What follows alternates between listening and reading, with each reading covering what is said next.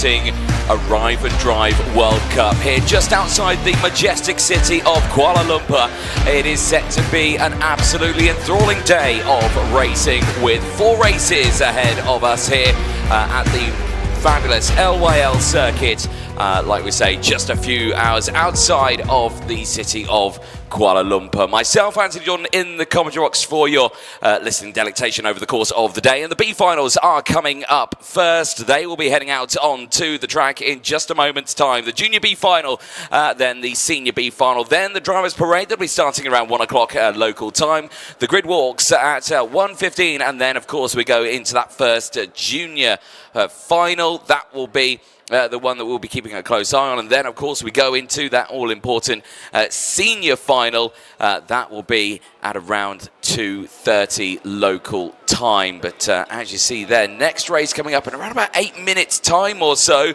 But the grid is already there, primed and ready to go. This is the Junior B final. Now, for these drivers, they just didn't quite get enough points to get themselves into that A final. That A final would have put them to that trophy spot. But these drivers just missing out. The juniors here, pole position. Xian Zheng of China there. They are on your screen. The 150 machine missing out on getting into that A final by just 2 points. It was an incredibly tough run over the course of the weekend. There, Sanjana Dandu also on the front row of the grid for Singapore. 65 points. So again, just we're talking about a handful of points here. The difference between a P6 and a P5 out on track could have made the difference of getting them into that A final. There you saw very quickly Raimi Guzman of the Dominican Republic, who'll be starting this one on the 3rd spot of the grid. But the rest of these drivers here all priming themselves ready to go. There is one of Thailand's entrants for this one, Nadal in Japanya, who is there on your screen. Again, just fractionally missing out on that A final. For all these drivers, they needed just those fraction more points. But for these drivers here, this is their last hurrah really of the weekend, and they've got some interesting track conditions to deal with. As you can see the slick tyres on board all of the machines. There is Michael Eder of Austria priming himself ready. Mixed conditions. It was very wet this morning. The rain was falling when I personally woke up in my hotel room, and that rain was still coming down. It did stop. It has dried out, and obviously, as you can see, all the drivers here adopting to go for those slick tyres on board for this one.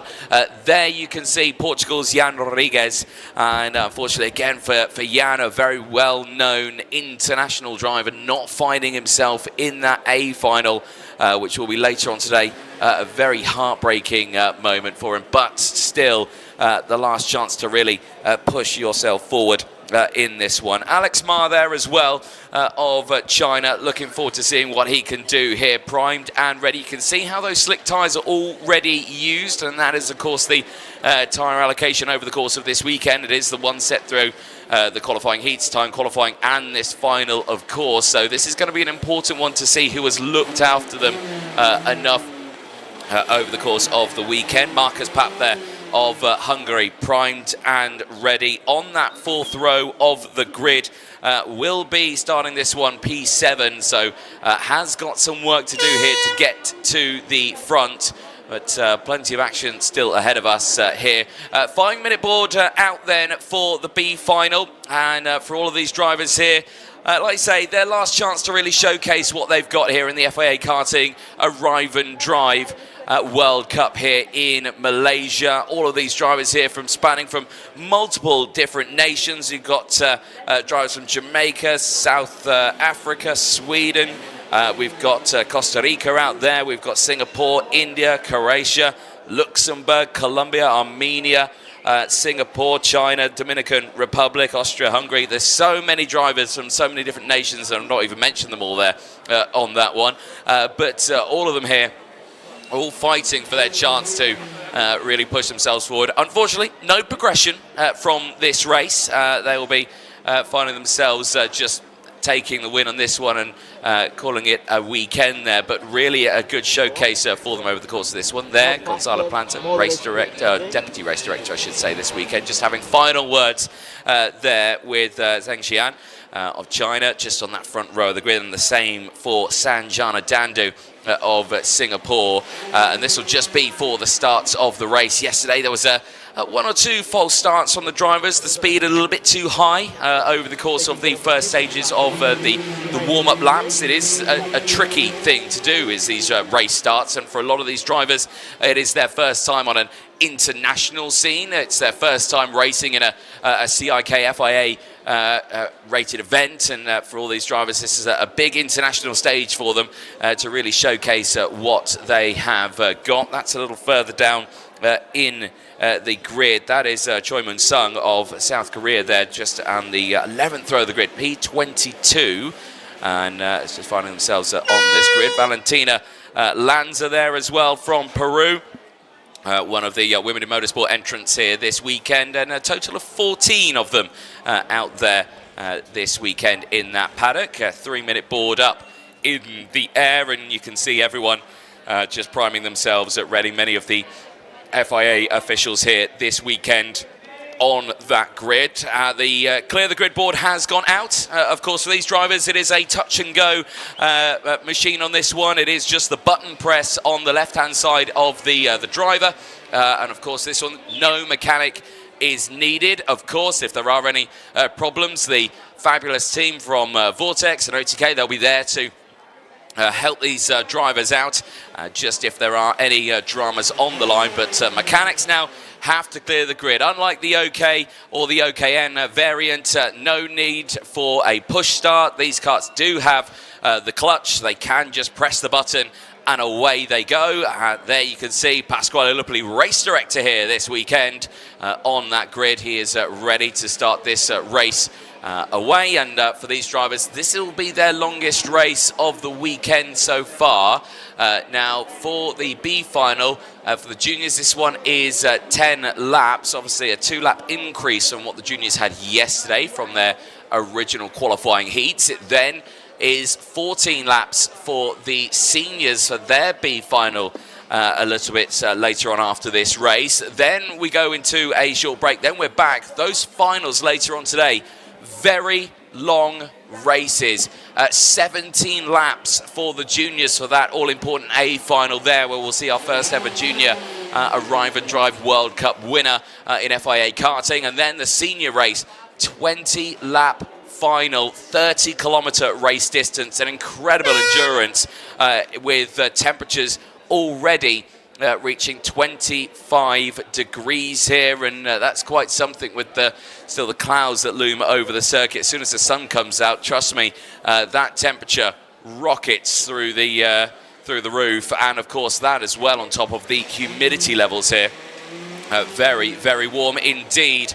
There is a slight breeze in the air. It's not too extensive, but it is a headwind down that start-finish straight as we see the 30-second board head out onto the grid. The drivers will be priming themselves ready to go for this one. They do have to wait for the green flag to wave at the front, and already you can see some little bit of drama there for one of the karts. Now that looks to me like that is Erin Lee in the 138 machine. It is indeed. The button not kick-starting. A technique there is to cover the airbox, to give it a bit of oomph to get going. Sometimes that might not work, and then you can see they've got the manual starter there to get it going, but they think they've got it going. As the green flag now waves at the front of the grid, they will send the karts off for their formation laps. Let's take you through that full starting lineup. Zheng Xian of China starts this one on pole position alongside Sanjana Dandu. Rami Guzman and LYL International go from row number 2. There we'll see Michael Lederer and Jan Rodriguez on row number 3. Marcus Papp and Alex Marr go from row 4. They'll see Fabio Azevedo and Sujana Dandu on row number 5. Max Allaire and Arafat Sheikh go from row number 6. There we'll see the likes of Malula of South Africa alongside Croatia's David Konkas on row number 7. Brandon Shaw and Matis Mush go from row number 8. They will see Chongka Hay and Camilla Neto on row number 9. Erin Lee hopefully has got that side done, but I think has done. We're starting this on row 10 alongside Samville Habazonian. Row 11 sees David Adinanyafi and Choi Mun-sung, Valentina Lanza and Matteo Rajamadison round out the 24 kart grid here as the drivers make their way round to complete their formation or out lap and formation lap. They'll go round again at this point. This next lap now will get them into formation and hopefully will be all good. You can see them trying to scramble to get any temperature into those tyres. You can see how they're really kind of pushing quite hard really on these opening laps, and hopefully we see that pace come down a little bit more. You can see from those curves, and I've been mentioning this over the course of this weekend right now, those rumble strip curves you can see just on the right hand side, you can see the reflection in them. They are full of water, and for these drivers, if they run wide or anything like that, they're on the slick tyres, they'll kick up all that water, and yeah, that can bring water straight onto the racing line. It can make it quite tricky for them in terms of conditions, and these are tricky conditions that these drivers have right now. It's mixed, a lot of damp patches still out there, but it is, I would say, 90% dry out there. So with these drivers all going for the slick tyre option, definitely the right call. In terms of rain over the course of the day, well, it's really hard to predict in this part of the world. It can happen in the blink of an eye, and it's short, sharp rainfall. We saw that yesterday, just going into that final rotation of qualifying heats. We saw the big rain shower that came down that put a big delay on the day's racing, but we were back going with the first wet races of the weekend.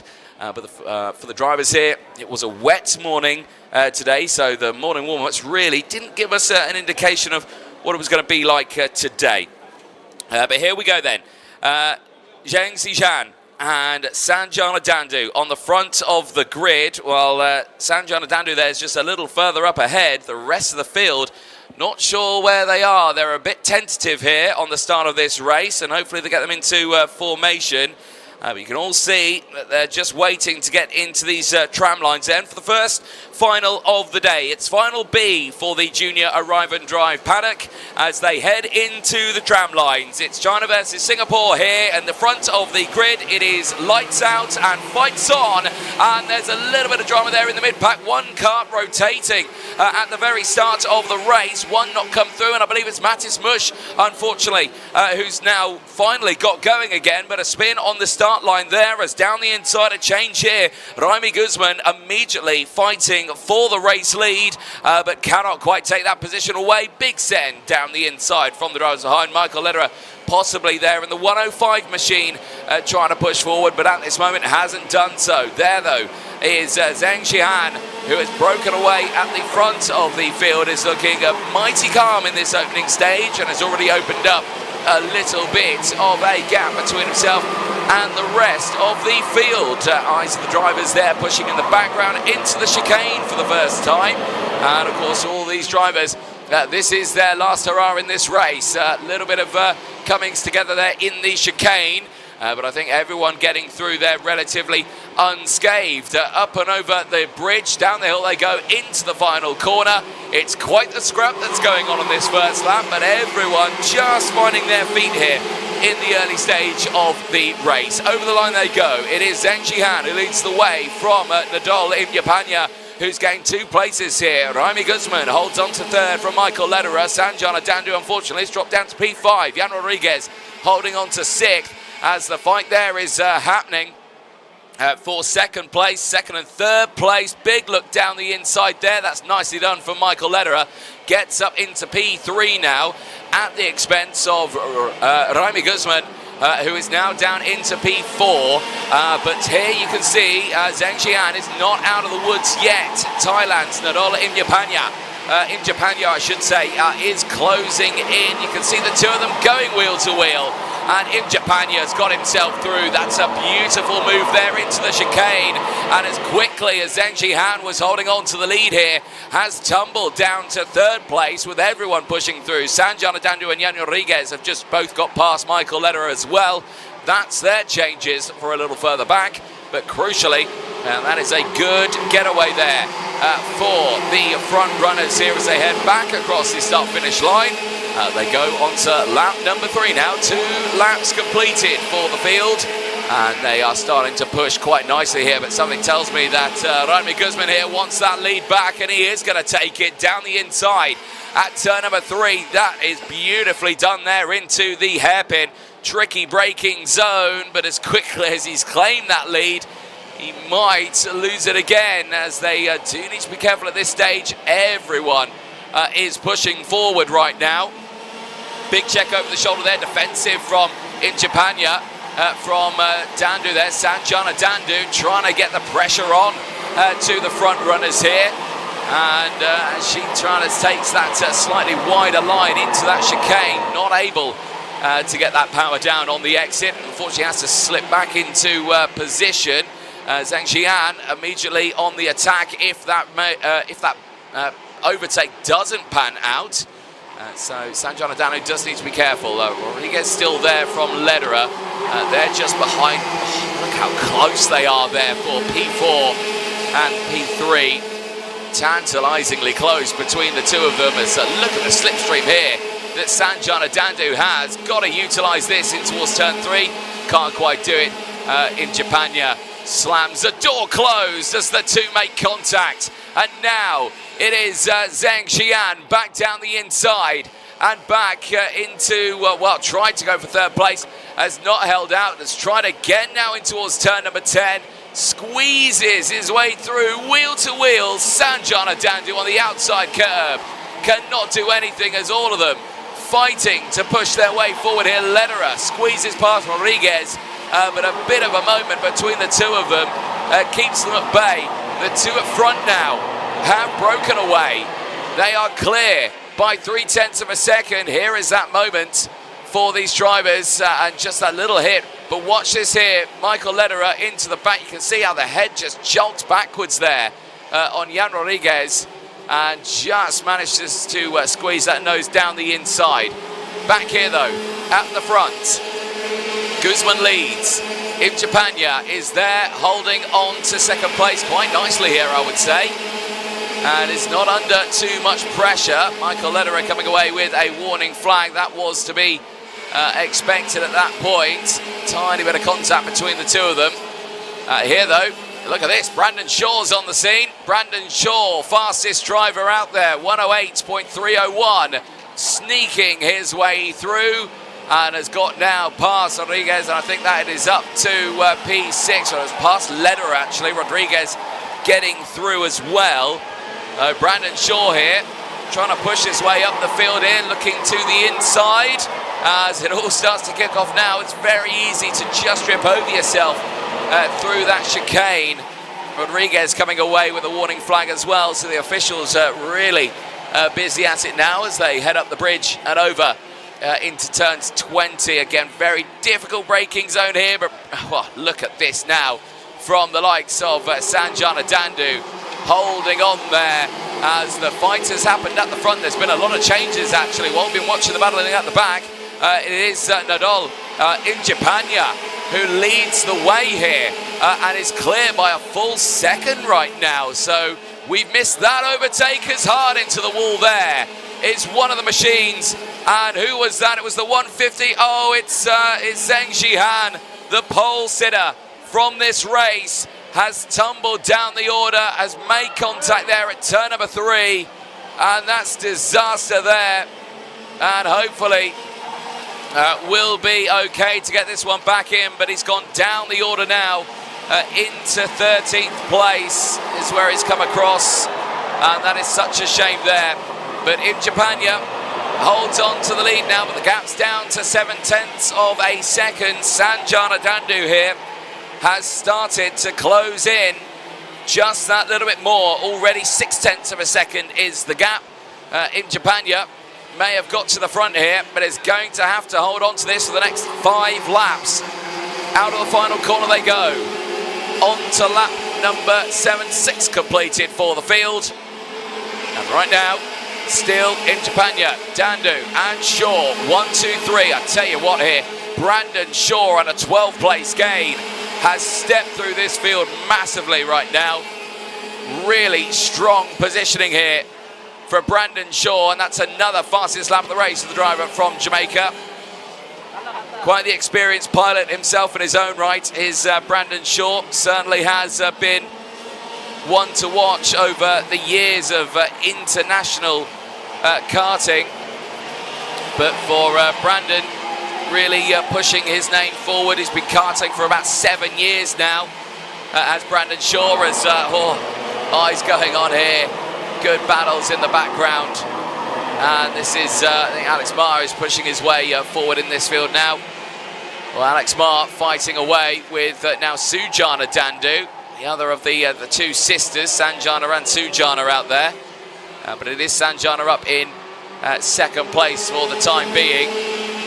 Communications going on here over the start-finish line. You can see everyone just trying to push their way forward. Quite a scrap we are seeing here. The undulations happening. And the three wide moments are straight off the circuit there. Just getting caught out. Suboptimal indeed as the fighting goes on. And that was a big moment there for the 147 Imja Pina, who just squeezes his way off the track and tumbles now to 5th place. But Michael Lederer now leads the way. He's back at the sharp end of this one. Brandon Shaw there second. Sanjana Dandu trying to get involved here. Rodriguez is still there. We saw how Rodriguez dropped down earlier on. He's fighting back now in this top 4. So as quickly as one leads the way, drama unfolds for them. It's Lederer who leads now. 4 places gained. But Brandon Shaw is right there, just behind on a 13 place gain right now. Sanjana Dandu holding on to it there, the stricken 112 machine. That is Raimi Guzman, unfortunately, another retirement in this race. But as quickly as they fight forward, they fall back again. Oh, and a defensive line here once more. Lederer is backing the pack up here. Brandon Shaw's going to try and squeeze through, but Sanjana Dandu makes contact there, and they lose time. Brandon Shaw holds on to second. I'm not sure how that has happened. And I can see that there's yellow flags and a change of surface flag out there. Slippery surface flag's gone out. Sanjana Dandu to the inside of Jan Rodriguez. Retakes 3rd place now. For all these drivers, there is no hope of getting into that A final. This is that last hurrah over the course of the day, and why not give us a show for it? And they certainly are. Lederer leads the way. The gap now 1 full second, but Brandon Shaw's pace has been quick. Can he close that gap back down? Well, these drivers will be going in towards turns number 3 and 4. There is that slippery surface flag out. Yellow flag's out as well as they recover the cart that's stricken out there. Final lap is on. There won't be any overtaking allowed into this section until they see that next green flag. But the yellows have cleared actually, so they can go racing once more. And they immediately do so. Lederer's lead though. This is absolutely what he needs. Michael Lederer has had a pretty torrid day here as Malula there from South Africa sets the fastest lap of the race. That's an incredible time. 107.988, pushing through the field, and is currently on a 7th place gain as the representative from South Africa. Currently holding on to P6 right now, not far off the back from this battle. Michael Lederer though, of Austria, certainly had to push his way back through in this B final. Delivered a great drive through the course of this morning and this weekend. Just missed out on the A final, but will here in Malaysia win the B final. Michael Lederer of Austria wins in Malaysia ahead of Brandon Shaw. Sanjana Dandu takes 3rd in an incredible fight and bout between the 3 of them. Brandon Shaw though with 13 places gained. He started that race in P15 to finish in P2 is an incredible achievement in the juniors. Last race of the day for these drivers, the last race of the weekend, and what a show they delivered. to the very end. Jan Rodriguez, though, finishes there in 4th. Nadal in Japan, unfortunately, fighting up at that sharp end, finds himself falling to P6. Sujana Dandu in the end. Lanza rounds out the top 21. Lanza rounds out the top 21. The retirements, Guzman, Zheng, and Marcus Papp, unfortunately, all retirements. There on your screen is the man who finished in 5th place. Nadal in Japan was in the lead for that brief moment, and that unfortunate spill in towards turn number 4, that first major braking zone, just running wide. Thankfully managed to avoid the wall there, but certainly showcasing the drama for these drivers in that opening race of the day. That is one of 4 races of the day done and dusted. And that does see the driver of the 105 machine, Michael Lederer, taking the win. Austria's hopes in this one, not being able to make it into that A final, but certainly what a show in the B final there. Which of course saw Michael Lederer taking that win, but it was all down to that push in those early stages. Zheng Jihan as well. Drama there in the race for the driver from China. Unfortunately not getting to the very end of that race. We had drama right at the start. Matis Mus, the Luxembourg entry in the 125. Not happy, gets it going again, but clearly not happy with the start of that race after being rotated right from the word go. A lot of water there getting kicked up right at the start of the race. You can see how a couple of drivers getting tangled there at the back of the field. You can see one of them, the 108 machine of Camila Nieto, there, as well as Choi Moon-sung getting caught out in that incident. The fighting went all the way to the very end there. You saw Zheng Jihan in the lead in the early stage of the race, holding on to that lead. Big sends down the inside, which saw Nadal in Japan take away with that lead. Big move down the inside there for the 147 machine to be able to take that lead away. Michael Lederer, who was later on win that race, finding himself right down that order, was fighting his way back up, was the 105 machine, before it all started to go a bit Pete-ong there. Here you saw Brandon Shaw, early stage of the race. Brandon Shaw gaining those places and pushing himself forward. There was the unfortunate moment, and that's what I was talking about. These slick tyres, you just hit that water on the runoff curb and into the barriers and out of the race when Zheng Jihan very easily done on the course of that one. Other drivers as well missing out as well. Nadal in Japan just missing out on the run of that race with a very similar moment at turn number 4. Michael Lederer, though, would come away with the race win. A deserved drive, fastest lap of the race as well, a 107.942, 1.3 seconds clear from the rest of the field. That would very slowly make their way around that final corner as they push their way to the very end. Lederer taking the win ahead of Brandon Shaw's 13th place gain to finish in P2, and Sanjana Dandu rounding out that top 3 at the end of the Junior B final. Their last hurrah of the weekend's racing here in Malaysia. And for all of these drivers now, it's a case of just stepping forward to their next races. So we're going to take a short break. Do not go anywhere. The B final for the senior class is coming up next.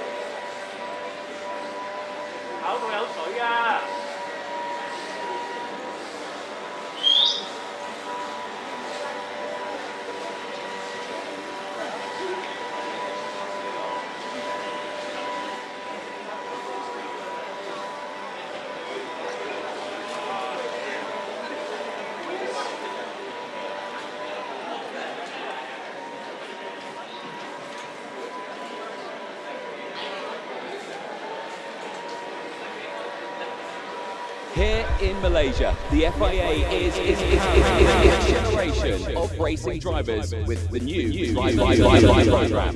107 drivers are representing 50 different nations from all over the world in the first ever FIA Karting Arrive and Drive World Cup. Designed to provide them with the best possible start to their racing careers, we've put on 4 workshops for all the drivers today before they get ready to take to the track later this week. Covering essential topics like safety, nutrition, anti-doping, and the kart ranking system, including media training as well. We're equipping these racing stars with their skills they need, the knowledge and the confidence they will need to excel both on and off the track. By investing in their personal and professional growth, whilst raising racing and safety standards across the sport, the FIA is committed to ensuring the future of motorsport wherever that journey takes them.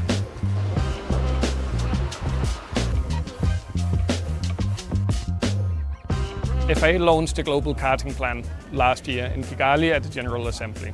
The ambition with the Global Karting Plan is to extend the FIA karting footprint, as well as making karting more affordable, inclusive across the world. Part of the Global Karting Plan is bringing new events like this one to other places in the world, and by including driver education sessions, we invest not only in the young drivers present here, but also in the future of our sport. It's our ambition throughout this weekend to not only provide a platform for good racing, but to also support these drivers in building the competences and the skills required to make the next step in their career.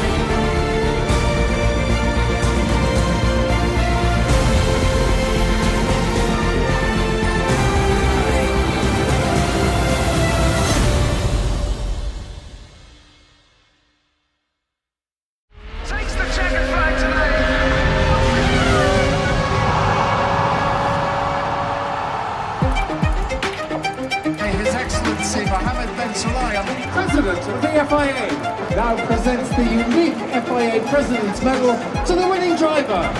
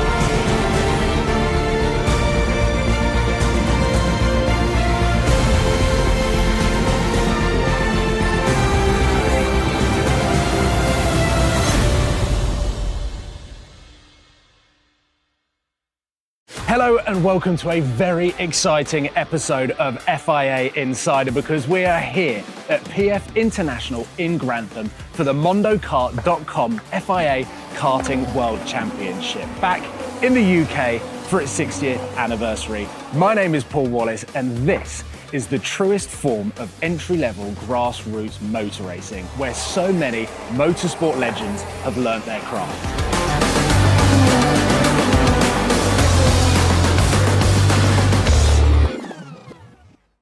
Nigel. Good to see you. And you. How cool is it? This is a great view. Very cool, very cool. 60 years of the World Championship karting. Can you talk me through how the sport has evolved? Wow, well, 60 years of karting, it's unbelievable. In the early days, it was like everything it started. It was, you know, you'd have a van, you'd have a car, you'd have a trailer, people would do it, they'd get enthusiastic. Events like World Championships were almost unheard of, but again, I guess the gathering of people at that point, you know, and the competitive nature of the sport, it was probably a very good idea and it evolved from there. But you know, over those 60 years, it's just amazing how the sport has changed. A lot more professional now. Obviously, of course, we're here this weekend for the World Championships, but the history of all those people there, and again, I know I'm from the UK, but so we've got to mention people like Mike Wilson and Terry Fullerton, and you know, we've got a good pedigree, but throughout the world as well, it's been a fantastic showcase of motorsport. So this weekend, obviously incredibly special. There's going to be historic karts as well as these karts that are going around in the juniors are racing. So can you talk about the evolution of the kart and what that means for lap times as well? Obviously in those early days, you know, late 50s, 60s, tyres were very narrow, you know, technology was very low key. When you got to the 70s, 80s, it evolved into not a dissimilar vehicle to what it is now. The thing that has massively changed in recent years is bodywork. And again, the bodywork, yes, it looks nice, very cosmetic. I think that would probably be the massive difference, is the size of the kart and the bodywork is the big difference from the early days. Amazing. Well, I can't wait for the weekend and see the cars go around. Thank you so much. Thank you very much for your time. Appreciate it. Thank Welcome you. to PF. Thank you very much for allowing me. Karting Arrive and Drive World Cup here at the LYL International Karting Circuit in Malaysia.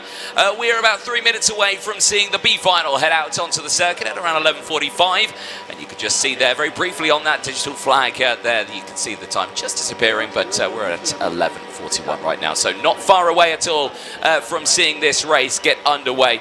Once again, the B final, unfortunately no progression from this race. This is the last hurrah for the field, who at this moment are getting themselves primed and ready ahead of this race, but like I say, not very long at all for this race to get going. You can see the rest of the day there, the schedule on your screen. We'll take the long break after this one before we go into the drivers parade at 1 o'clock local time here. Then of course over to the grid walk. I'll be down there chatting to some of the drivers before we then get going for the final. And then, of course, that senior final later on at 2:30. And that does round out the day. And then the podiums later on after that, of course. We'll see the top 3 drivers from both the junior and senior A finals crown the first ever Arrive and Drive World Cup winners. But here, though, the B final, moments away from getting started for the seniors, and it will start with Indonesia's Kimi Ray on that front row of the grid. Kimi Ray certainly has been a contender over the course of this weekend, but like you say, in the senior category, just missed out on the getting into that A final by a staggering 1 point. Only 1 point separated P28 to P29 out there. And Kimi Ray, unfortunately, yeah, only 68 points versus Damian Baez's 69 points that just saw him squeeze into that P28 spot for that A final later on today. Results were pretty interesting from these drivers, of course, as well. Of course, it all falls down to time qualifying. Really, in the very start of the day, if you didn't get a great qualifying, it means that it was going to be a very tough run in the qualifying heats, and it certainly was. Kimi Ray was 33rd in time qualifying. For other drivers, Shra Anuris as well from Thailand, who is starting this on the front row of the grid, was P26 in TQ. For other drivers as well, who had relatively, well, not great qualifying, but then found themselves fighting right at the sharp end of this race, you've got to look to the likes of Ayan Mawar from Singapore, qualified 45th, but starts this one on the third row of the grid. So actually has managed to push their way forward just that little bit. We are not long away from getting this race started. Drivers still at this moment no race suits on, and that I think is a testament to how warm it is out there. I think they're not wanting to put those suits on till that very last moment before they head out onto the track. But this race is due to start at 11:45, which we are only 2 minutes away from, and hopefully we will see a get-go for this race. I can see out on the track though, and actually, yeah, you can see it there on the run in towards turn number 12. There's a gathering of officials and the race director there, Pasquale Lupoli, and deputy race director there as well, Gonzalo Planta. Now they are looking at the track, which I think, there they are on your screen, they're talking to some of the track staff now, and there's leaf blowers there and rags. So has there been a spillage, or was there a moment with drivers on that last lap going into turn number 12 where they've hit that curb and have brought a lot of water onto the circuit?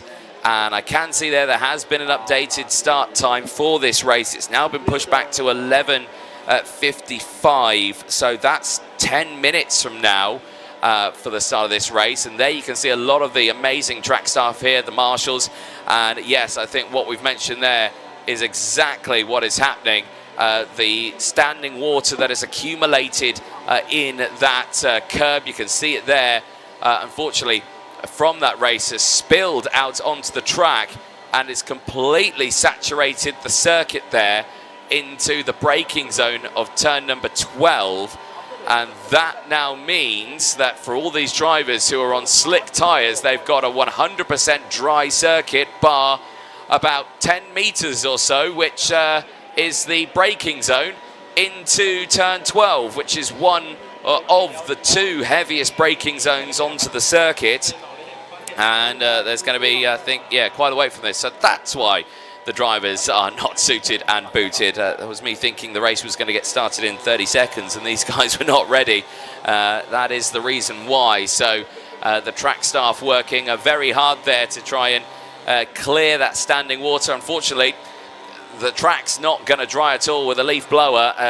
The humidity is quite high here. There you can see race director Pasquale Lupoli there overseeing the operation down at turn number 12, and the incredible work from the track officials to try and do something about all that water that's happened out there. Unfortunately, well, a load of toilet roll there I don't think is going to save the day in terms of the track conditions, but they can of course clear away the standing water that's in the actual curbs itself, which I think is what they're trying to do here. And there you can see Hans, one of the main technical team here. You can see he's yeah, not too happy about the situation on this one. Just thinking, well, they've got to use what they've got to use, and leaf blowers and toilet paper might be the case on this one. There's back to your grid. Karine Kaur from Singapore, one of the women in motorsport here this weekend, has been backed by the FIA and really had a good showing. Of course, all the women here this weekend have been having a great backing from the FIA just to help push them forward in this race. Unfortunately, she's not made it into that A final, but still here right at the front end of the B final, so still a real contender in the world of this racing here this weekend. The karts there primed and ready to go, and you can see there all those brand new anti-launch device fairings on the back of the karts. Of course, we saw these out for the first time in the FIA World Cup for the OKNs. We saw them out in Cremona, Italy.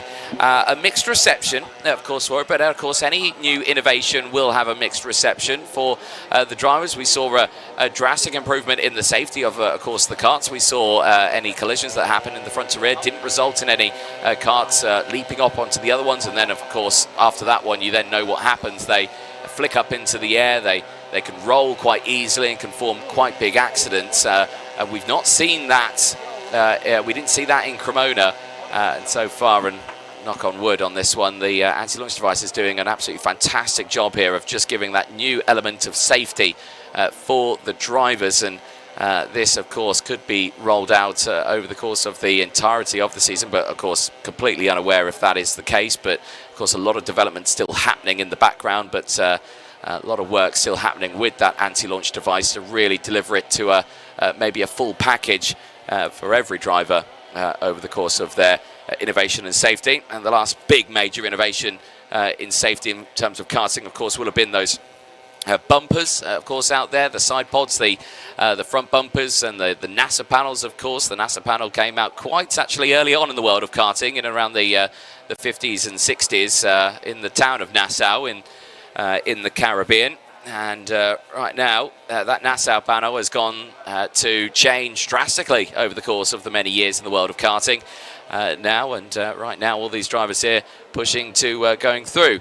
There you can see the marshals working incredibly hard over the course of this weekend, and of course for marshals all over the world, they have done incredible jobs. We caught up with many marshals out in Kristianstad earlier on this year, in the OK and OKJ World Championship earlier on this year, and we caught up with what they had to say and why they enjoy the volunteering and the work they do for the Orange Army and the FIA Karting marshals and officials as well. Well, good afternoon everybody. Here we are at Franciacorta in Italy for the World Karting Championships. My name is Nigel Edwards.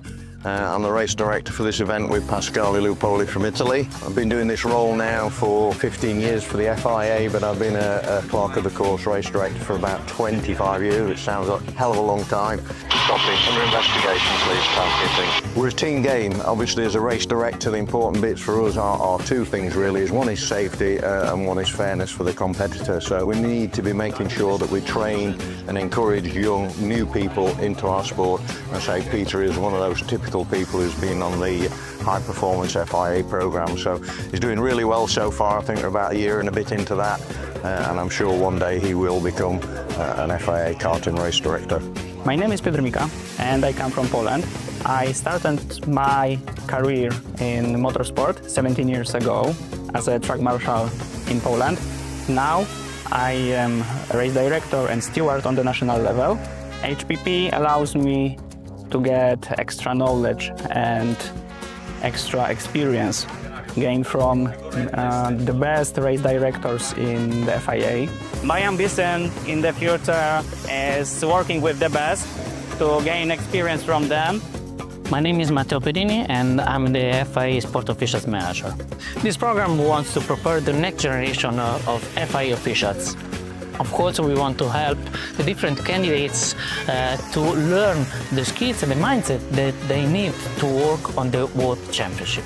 It's part of our mission as a FIA to make sure that every different championship has the high-level quality officials now and in the coming years.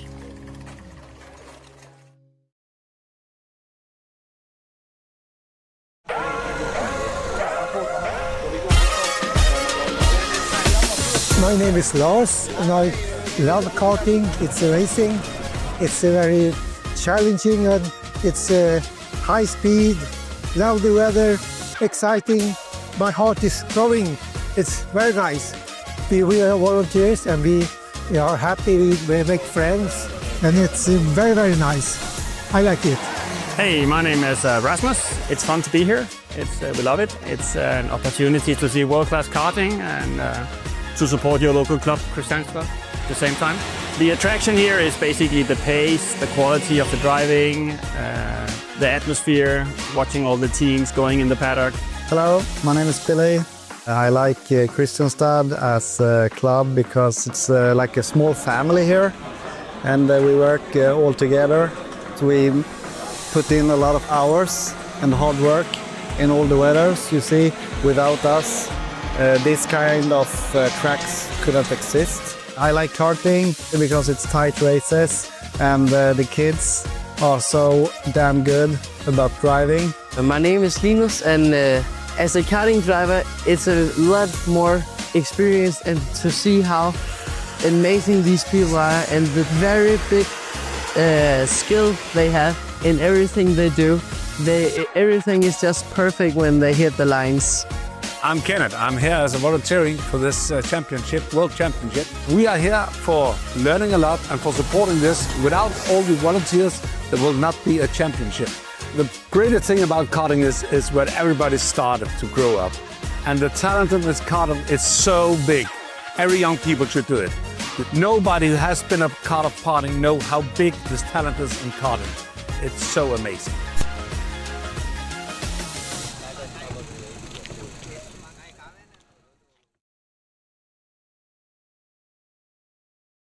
Gentlemen, to the live coverage here, and as you can see, a quick briefing there with the drivers ahead of this B final, as just to say a little bit of word of caution going into turn number 12, because the best efforts of the marshals and officials there to try and clear that water that has leaked onto the circuit, unfortunately, from I think an incident in that previous B final, has just put a lot of standing water or a lot of water onto the tarmac there.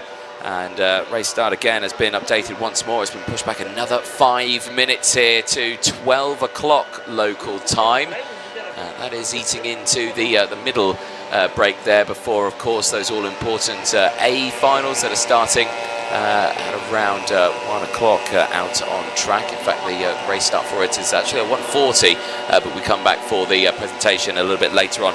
Earlier on in the day. As you can see, we're still around 6 or so minutes away from seeing the start of this race, and we do get the 5-minute board now up in the sky as the drivers now get themselves prepared and ready to go for this race. Once again, of course, these drivers will not need any assistance from their mechanics. They'll be told to clear the grid with moments to go, but of course in these last couple of minutes they'll get the last words of encouragement. They'll get the last words to really get themselves prepared for this race, and you can see there everyone getting themselves primed and ready. There is your pole sitter, Kimi Ray, for this one. Oh, no, that's not Kimi Ray. That is the number 42 machine. That's a little further across. So that's Shra Anuris. Now, that is an interesting fact. That is Shra Anuris, who has switched sides of the grid here, or Kimi Ray has switched sides of the grid. So the pole sitter in the number 20 machine now starts on the P2 spot. Now, that is the pole sitter's right to do. Now, Kimi Ray is elected, who is starting this race, and you can see him primed and ready to go. The driver from Indonesia starting this one on pole position, and yes, has elected to go for that outside line going into turn 1. Quite an interesting tactic on this one. We've seen, of course, all the pole sitters going into T1 on the inside line. It's all worked out for them. Maybe this could be a tactic to keep Chang Junghao from following suit into turn 1. That, of course, will mean that Shra Anuris will have to just back it back a little bit here. Won't be able to start fully alongside. Will need to be just behind the likes of Kimi Ray at the start of this one. So, like I say, that does now benefit the drivers who are starting this on the even side of the grid. You'll have the outside line into turn 1, and like we mentioned, that will benefit the driver from Singapore of Kareen Kaur, and of course Ireland's Adam Holmes for the start of this race. But there, like you say, on your screen, Shra Anuris there, priming themselves ready to go. The grid now being cleared, only the drivers for this race, and hopefully this will be a fairly exciting one. We did see an exciting one for the juniors earlier on, but this time now they're going to have that slight dilemma of that run into turn 12. I can imagine there'll be a change of surface flag out there for the majority of that race. I mean, I'm looking out my commentary box window, which I will say is my makeshift commentary box window on this one. It's been absolutely fabulous. Great work from Jesper Carlson from the FIA here this weekend to get me sorted with this commentary box. But I can see from here that the track is still very wet there, down in towards T12. And that means that all these slick tyres then, if they've got enough temperature into them, they'll be absolutely fine. But that is right in a critical braking zone for the turn. And that might mean a little bit of drama. They'll go into the turn, they'll try and steer the wheel, and it will just understeer on these slick tyres until it finally clears off any water residue off the main surface of the tyre, and then it will just grip up and then it will go. So it's going to be a bit of a challenge for them, but they'll be under the watchful eye of Pasquale Lupoli, the race director here, and of course the deputy race director Gonzalo Planta, who will be positioning himself out on the circuit.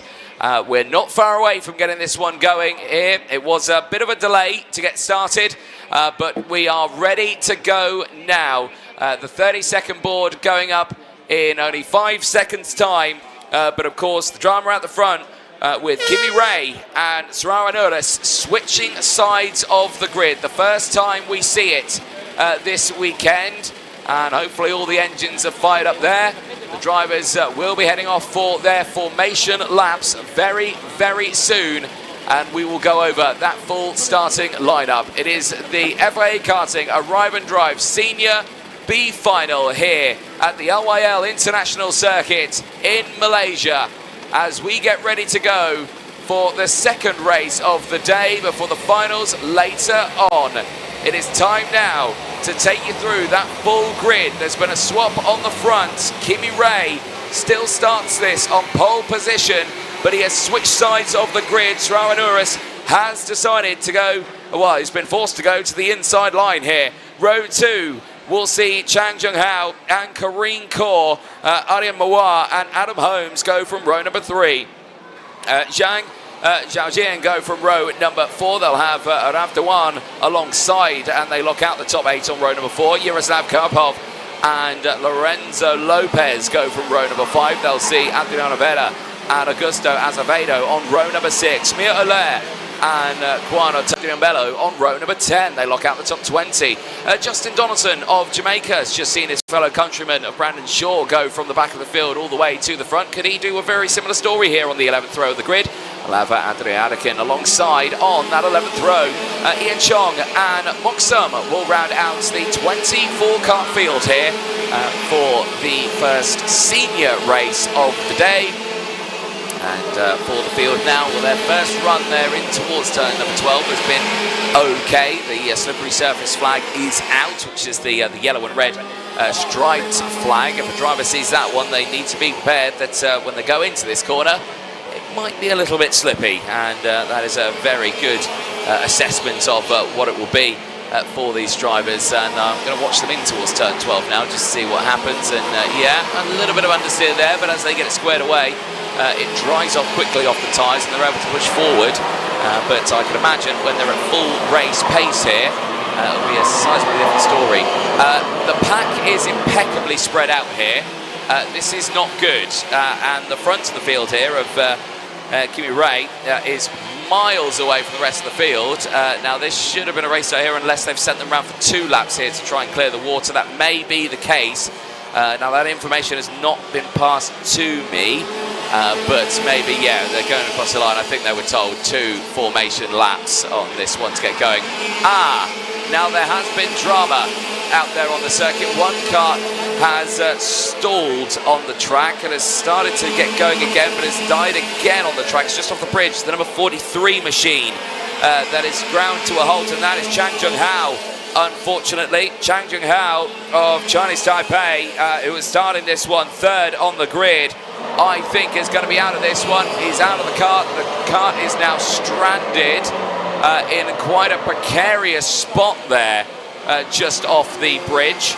And that might mean we could send the field round again after this one. Now that is only a might. If the kart is deemed that it's in an okay place and not in difficult spot, we could be okay. But I can see some marshals heading to the scene now of the kart.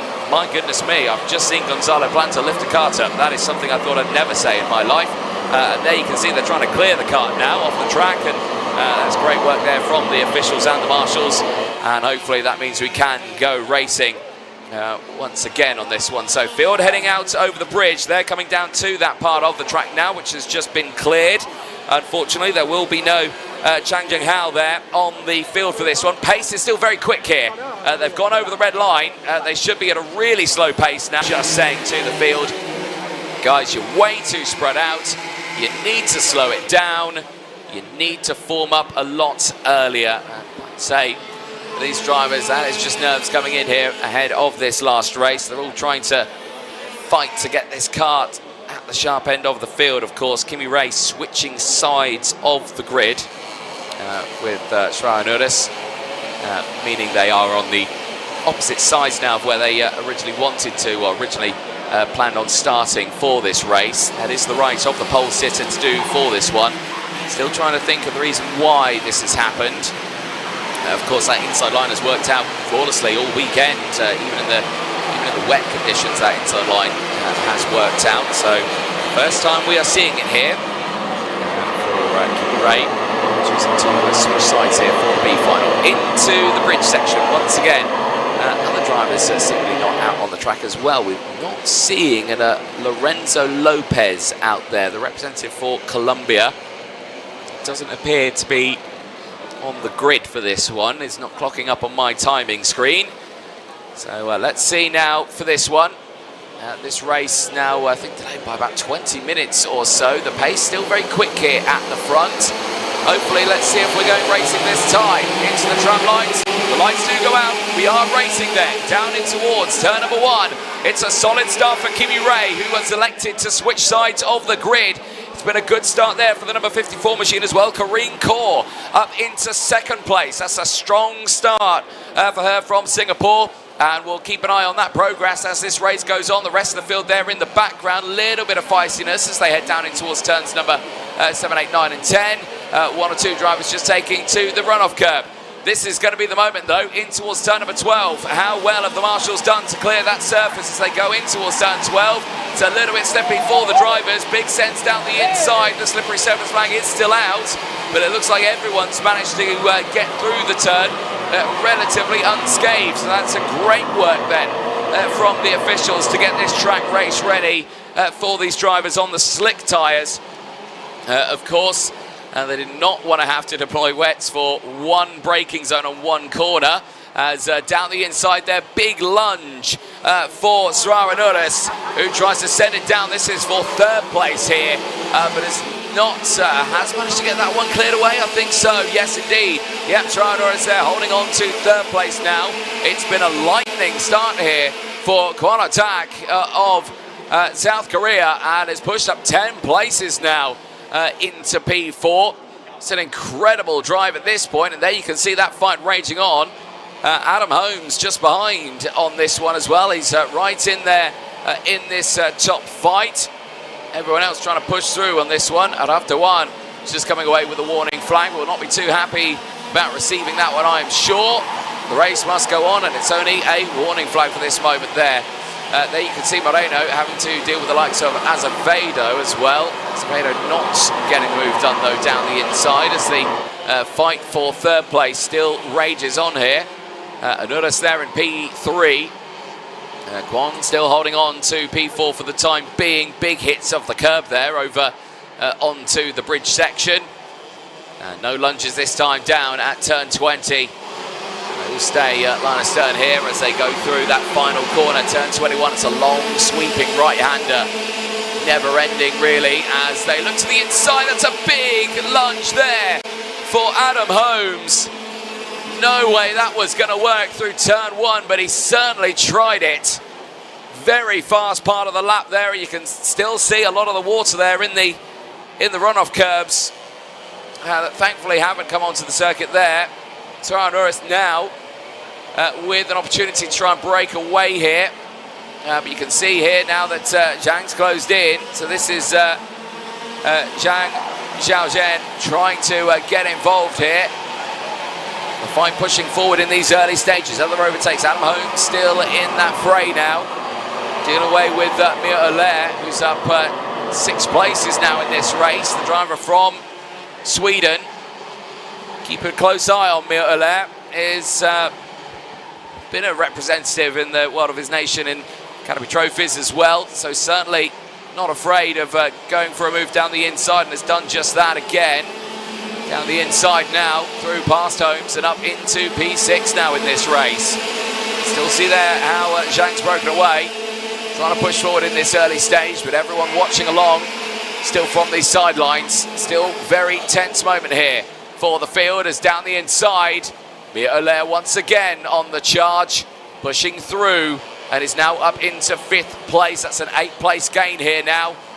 Field going down into 7, 8, 9. There's a big train of karts there, and oh dear, I'm seeing more change of surface flags, slippery surface flags going out once again in towards turns number 3 and 4 here. And the race leaders, when they come through, will have to deal with that one. Speaking of race leaders, Kimi Ray is in the lead here, but Karine Kaur is closing in. Purple sector 2 on that last lap. They're all going faster. Kimi Ray at the front here might be in a spot of bother at the front of the field. The gap at the moment is 0.4 of a second. Now expecting that gap to come down just that fraction more here. But we'll wait and see what it is when they cross the line. Around the final corner, big send down the inside there. That is Herrera there going for the move. Herrera up into 11th place now. That is at the expense of Yaroslav Karpov. Dropped down to 12th place now, but still on a big charge. Adakin's on a big charge here. 14 places gained for the likes of Andrei Adakin. Here is up into P8 now from further back in the field. Keep a close eye on that one. Big move down the inside there. Pilot the number 33. Nice move there for Adrivera, but trying to push back through. Stumbled down a little bit. Rapezzi and Azevedo pushing their way through. Donaldson past Adrian Bello as well. These are overtakes all the way happening throughout the field. We have had 2 retirements already in this race. I think the non-starters of this fight, Chang Junghao and Lorenzo Lopez, having the dramas right at the start of the race. But still only those 2 retirements in it. For the rest of the field here, pushing through. That's a straight drive down the inside there. No drama whatsoever. Now that change happening. Taquan on Sranuris. That is for 3rd place now. Driver from South Korea up into 3rd place here. Pace is very strong in that fight, and right now we're seeing that fight going forward. But still Karine Kaur trying to close in on Kimi Ray. Not happening at this moment. There once again on your screen, Adam Holmes of Ireland just pushing forward. At this moment not finding that way through just yet. I think there's been some drama out there for Ian Chong. Unfortunately, the representative of Macau having a bit of a moment. As speaking of moments here, seeing all sorts of fighting going on. This is Justin Donaldson pushing his way through the field here right now. There's been some big changes throughout the field here. Donaldson's now on a 4th-place charge. It's got Mok Sum there of Hong Kong battling away with them alongside. On to lap number 7, 6 completed here. And there you see Zhang under investigation. Currently down into 10th place right now. 3-place deficit. Anakin still on the charge here on a 15-place gain. Is now there in 7th place. Kwong holding on to P3 right now on an 11th place gain. This fight's still happening. This is at around 10th, 11th and 12th. This is the Zhang Herrera Avanesian battle here.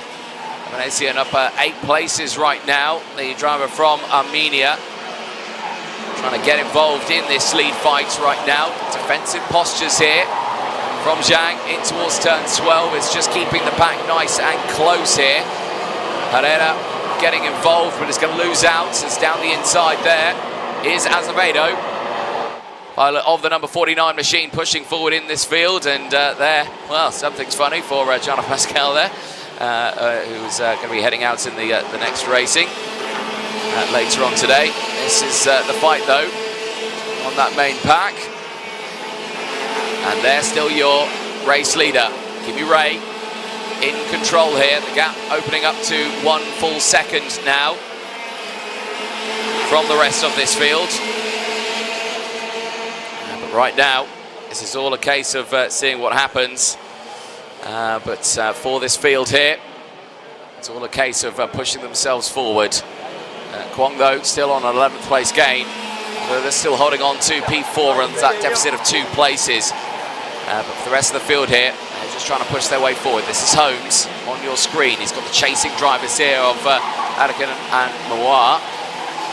trying to push themselves forward. This is 6th, 7th and 8th right now. Anakin is on that 15th place gain. Look to see if we can try and gain one or two more. Speaking of one or two more, that's another one for Azevedo. This time they're on the pilot of the number 6. That is the change for 11th place. And Augusto Azevedo pushing now nicely up just outside that top 10.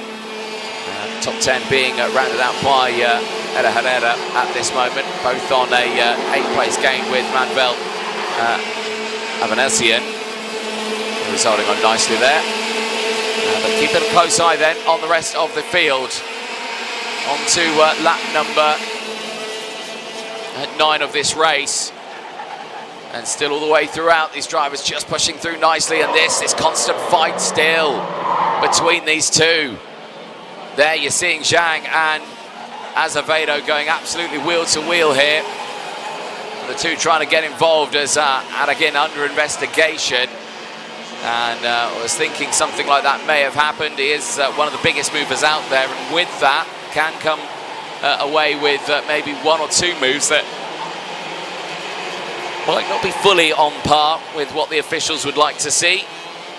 But for here now, your race leader, Kimi Ray, in control. And that gap opening now nicely to 1.8 seconds. Over the line we go. On to lap number 10 here.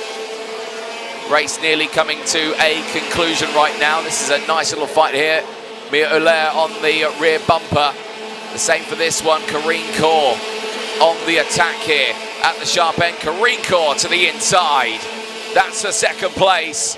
And Karine Kaur here doing a superb job at the front of this field, and looks in a really comfortable position now. Mia Euler as well has got that move done in the background on Suara Nunes and gets through into P5 here now. But this fight still closing in, but crucially Kimi Ray is under no pressure whatsoever from these drivers behind. Karine Kaur second, Kwong third, Euler from Anures. The top 5 right now. Adam Holmes sits in P6. He is a long way behind this one here, but look at this now. Mia Euler has closed in. The fight for third is on. And the fight will rage on here. Karine Kaur's broken away. Mia Euler, late move to the inside at turn 4. Gets it done though. And the driver from Sweden steps through into P3. Anures to the inside as well. One's going to go down. Hits that curb again. Picks up the water. Lick of oversteer there just as it tries to settle in. Lost a bit of time there. Still pushing forward nicely through this field. For the rest of the drivers now, a couple of technical flags have gone out in this one. Unfortunately, the 18 has seen that twice. That is Moksum, unfortunately, and has retired from this race. Is the latest retirements. 3 retirements from this race so far. One right at the beginning of it. Chang Jung Hao, unfortunately. We saw that kart grind to a halt, so right on the opening stages of this race. Over the line they go. It's on to lap number 12 now. And Karine Kaur comfortable at the front here. And like we say, Karine Kaur is a name that I was expecting to see in that A final. Same as Kimi Ray, sorry. Kimi Ray trying to hold on to there as a spin. That is a disaster for Mia Euler. The Sweden is out of this fight. The pilot of the 56 from third place tumbles down the order. The fight here with Karine Kaur.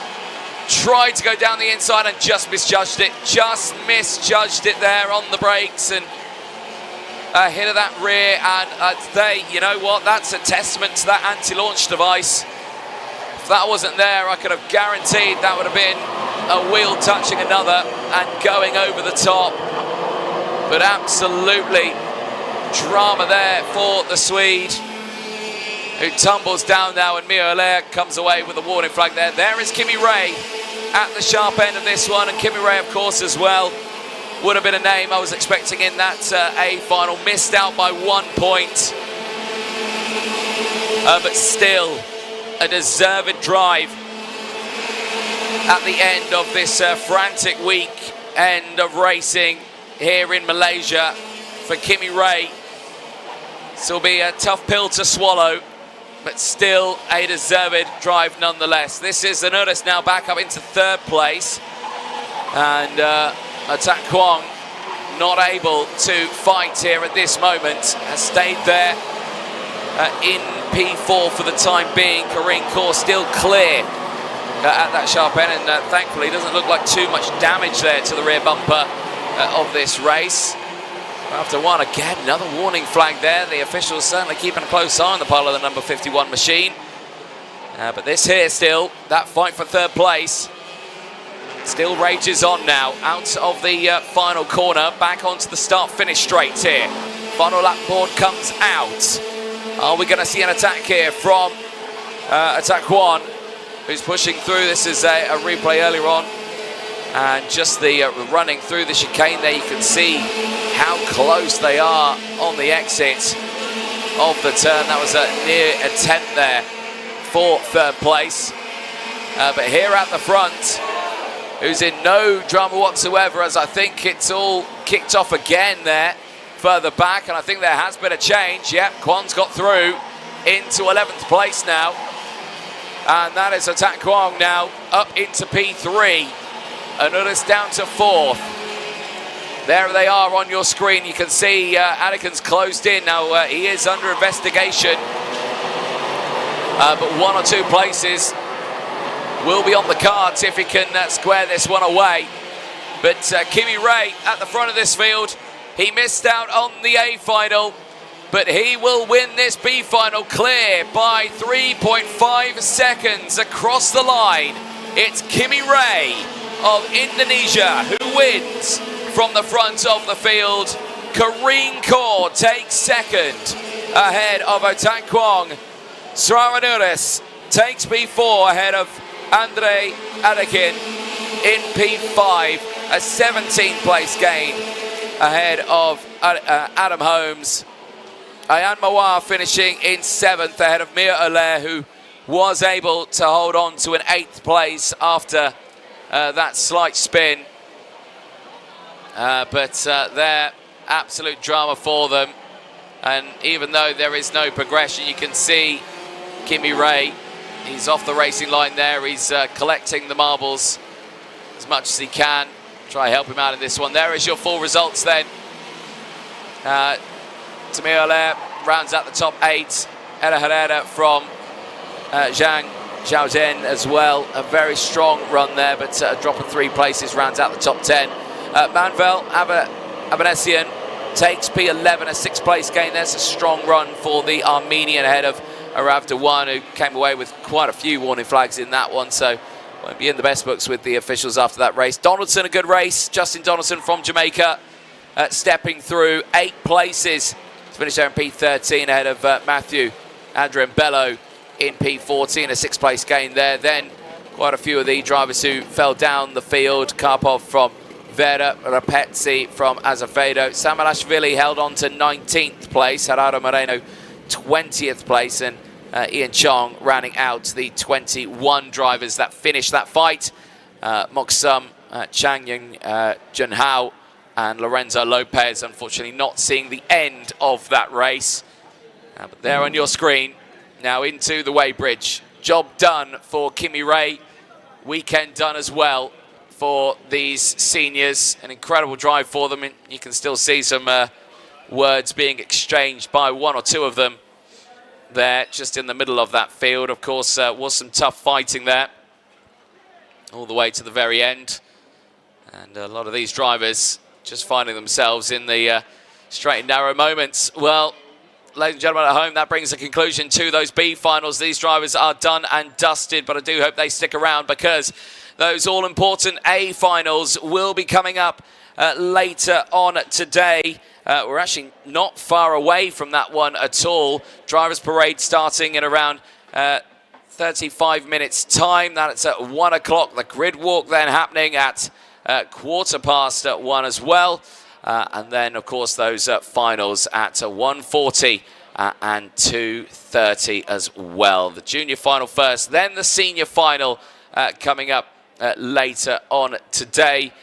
We will see some moments from these drivers, of course, over the course of this weekend of racing. But the clean-up operation underway out onto the track. Let's take you through some of the highlights from that race, which did see the driver from Indonesia taking the win. Kimi Ray from the start of that race electing to switch sides of the grid, as it was quite a feisty little race from the word go on this one. Kimi Ray, though, with that outside line, had a clear run. Kareen Kaur was able to get a real jump on that one, of course, with the benefit of Kimi Ray starting right in front. So was able to get up into second place and did go on to take P2 at the end of that race. You had to hold your breath in towards turn 12 for the first time. That's a wet part of the track.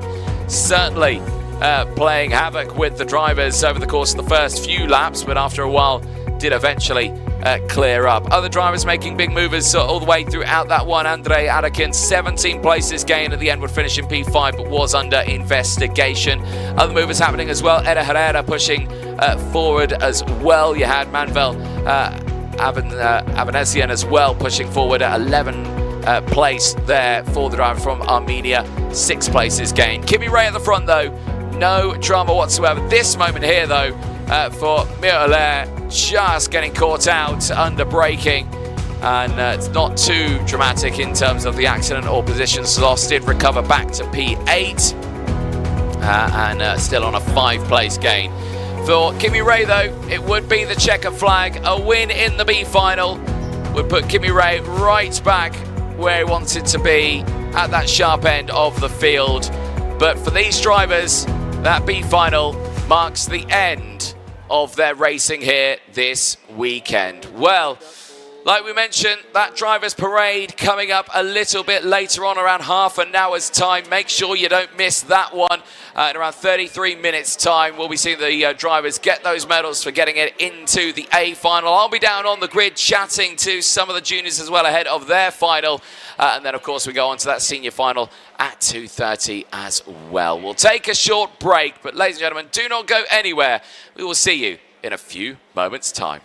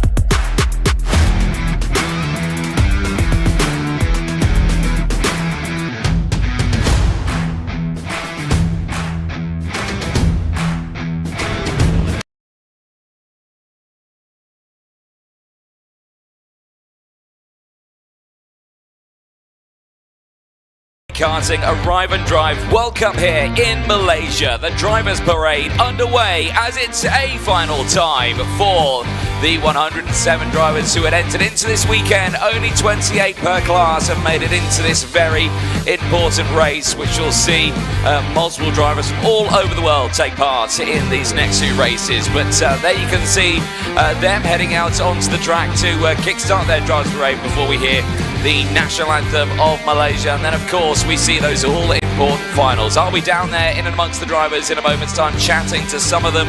But there you can see smiles on board for all of the drivers here this weekend as they get ready to go racing for one final time here this weekend at the fabulous LYL Circuit in Malaysia. Well, for all of these drivers here, it is a proud opportunity to represent their nations as the fields of 228 groups line up ready on that start-finish straight ahead of what will be quite a very, very busy couple of finals out there. We've already seen the B finals racing, but of course these A finals is where it's all important. Those fabulous array of trophies, the medals there as well to be awarded to all the finalists out there as well in this classes, both in the junior and the senior category. All of these drivers have done a brilliant job to get their names up into this final, and like we say, only 28 drivers from both classes have been able to put themselves on this final grid. And that is countries spanning all the way from New Zealand, Italy, Japan, Poland, Indonesia, Finland, the UAE, Denmark, the USA, Singapore, Australia, Sweden, the Philippines, Malaysia, Great Britain, the Netherlands, Canada, India, Slovakia, Ireland as well, Germany, France, and Thailand. There's been plenty of nations from all over the world here being represented. It is an absolutely fantastic sight to see. But for all of these drivers here, while we race in and around the world, of course, we always love to hear the national anthem of the nations that we do visit, of course, when we go to either country in Europe or here in the southeast of Asia. And we take this moment now with all the drivers lined up, ready. We will now listen to the national anthem of Malaysia.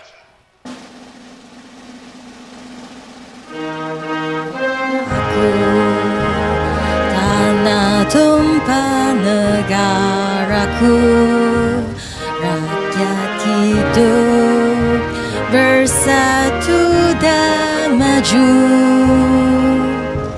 Rahmat bahagia Tuhan kurniakan,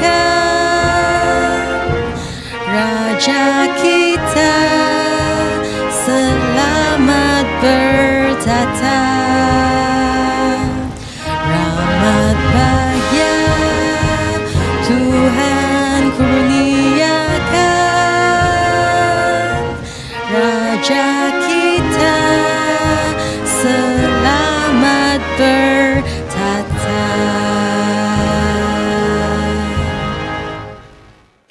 There you have it, ladies and gentlemen. Malaysia, a proud country and nation to represent this year the first ever FIA Karting Arrive and Drive World Cup. And they're singing the song. Connie NG, they're taking place on the grid, singing the wonderful anthem of Malaysia. Well, the medal ceremony now gets underway. Of course, 28 drivers from each category have made it into this final, of course, and it's been quite the challenge to do just that thing. It's been very close in the points, of course. In the junior category, though, absolutely dominated by the driver from New Zealand, Tommy Hart. 3 wins out of 3, 150 intermediate classification points to be awarded to him to start this one on pole position after qualifying 6th place overall, finding himself on the sharp end of the field for this one. And Delea Galimberti in the juniors as well, still tantalisingly close as well. 3rd in TQ, 2 wins or 2 second places, I should say, and a win, put him on 138 points for the Italian, meaning he'll be starting alongside in the juniors. There you can see on your screen CIK FIA President Message presenting the seniors with their medals, and it's been another very close race run in the seniors as well. Nilsson of Denmark taking the honours, starting it on the top spot for this final later on. 144 points to the name after qualifying third, 2 wins and a second place in his A versus C race, put him right to that sharp end of the field. Matiš Victor as well of Slovakia, another very quick pilot over the course of this one. A 4th in TQ, good results as well would put him on that front row of the grid. The biggest show of force, though, definitely, you've got to say, came from the Frenchman in the seniors, Oscar Goodshow, 25th in time qualifying to gain 125 points in total. Would put himself up to 4th in the points. An absolutely incredible show there over the course of this weekend. Well, everyone else there proving themselves ready to go as well. There you can see a smattering of the juniors, and there you can see Tommy Hart now about to receive his medal. He's done a great job so far this weekend. Like you say, the driver from New Zealand who, like you say, qualified P6 and put himself in the order. There you can see representing Japan, Zima Matoda, great run in qualifying. It was a P1 in qualifying, pole position for the driver from Japan. He's accumulated that into a second row start for this final in the junior category. Still a good run nonetheless, with 2 wins over the course of the weekend, and then that last race unfortunately dropping down the order just slightly, but still coming away with 3rd place nonetheless overall. There you can see the rest of the drivers getting their medals for the senior category. A very busy moment for all of the drivers here, as, like you say, one more final race to go, and it's a long one as well. The juniors now, their longest race of the weekend, 17 laps, 25-kilometre race distance for the junior class. The seniors, a staggering 20-lap final, 30-kilometre race distance ahead of them. It is certainly going to be quite a frantic race for them. But the longest race they will have done over the course of this weekend, and this is really going to where the endurance side of kart racing comes into play. Like a 10-lap race from what they were doing earlier on in the weekend was certainly quite extreme. You could see the fatigue on the drivers afterwards. Double that race distance, 20 laps, then yes, becomes a little bit more challenging for the drivers. But like you say, they've been working hard to get themselves ready for this race, and so far over the course of a very busy day yesterday of 12 qualifying heats and into today for these finals, they've all done an absolutely superb job there to get themselves into these finals. But like you say, the job is not done just yet. Plenty of action to come up, as we will see the juniors and the seniors out for their last race of the weekend here, as we will see the drivers make their way back. We'll see the karts head out onto the circuit as well very soon. The last few photos being taken there with the great work done by not only the officials, the marshals, but also the hard-working team over at OTK, the Vortex crew, the guys from Cosmic, and the guys from Tillotson as well with the carburetors also. They've done a brilliant work with delivering a fantastic package for the drivers here this weekend in the first ever FIA Karting Arrive and Drive World Cup here in Malaysia. A big hats off to everyone for their hard work here this weekend on and off the track. We certainly couldn't go racing without everyone pushing in 100% effort around it as well. And a big thank you as well, of course, to the Motorsports Association of Malaysia, who have been able to host such a fabulous event here at the LYL Circuit just outside the fantastic city of Kuala Lumpur. Well, those last few photos are just being taken there.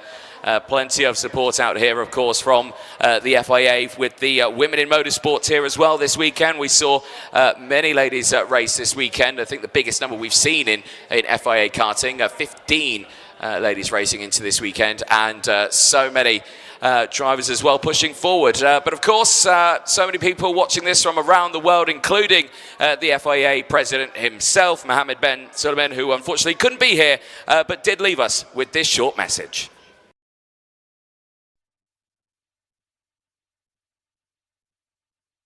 Dear President, dear members, dear competitors, ladies and gentlemen. I'm sorry I cannot be with you in person, but it is an honor to address you here today.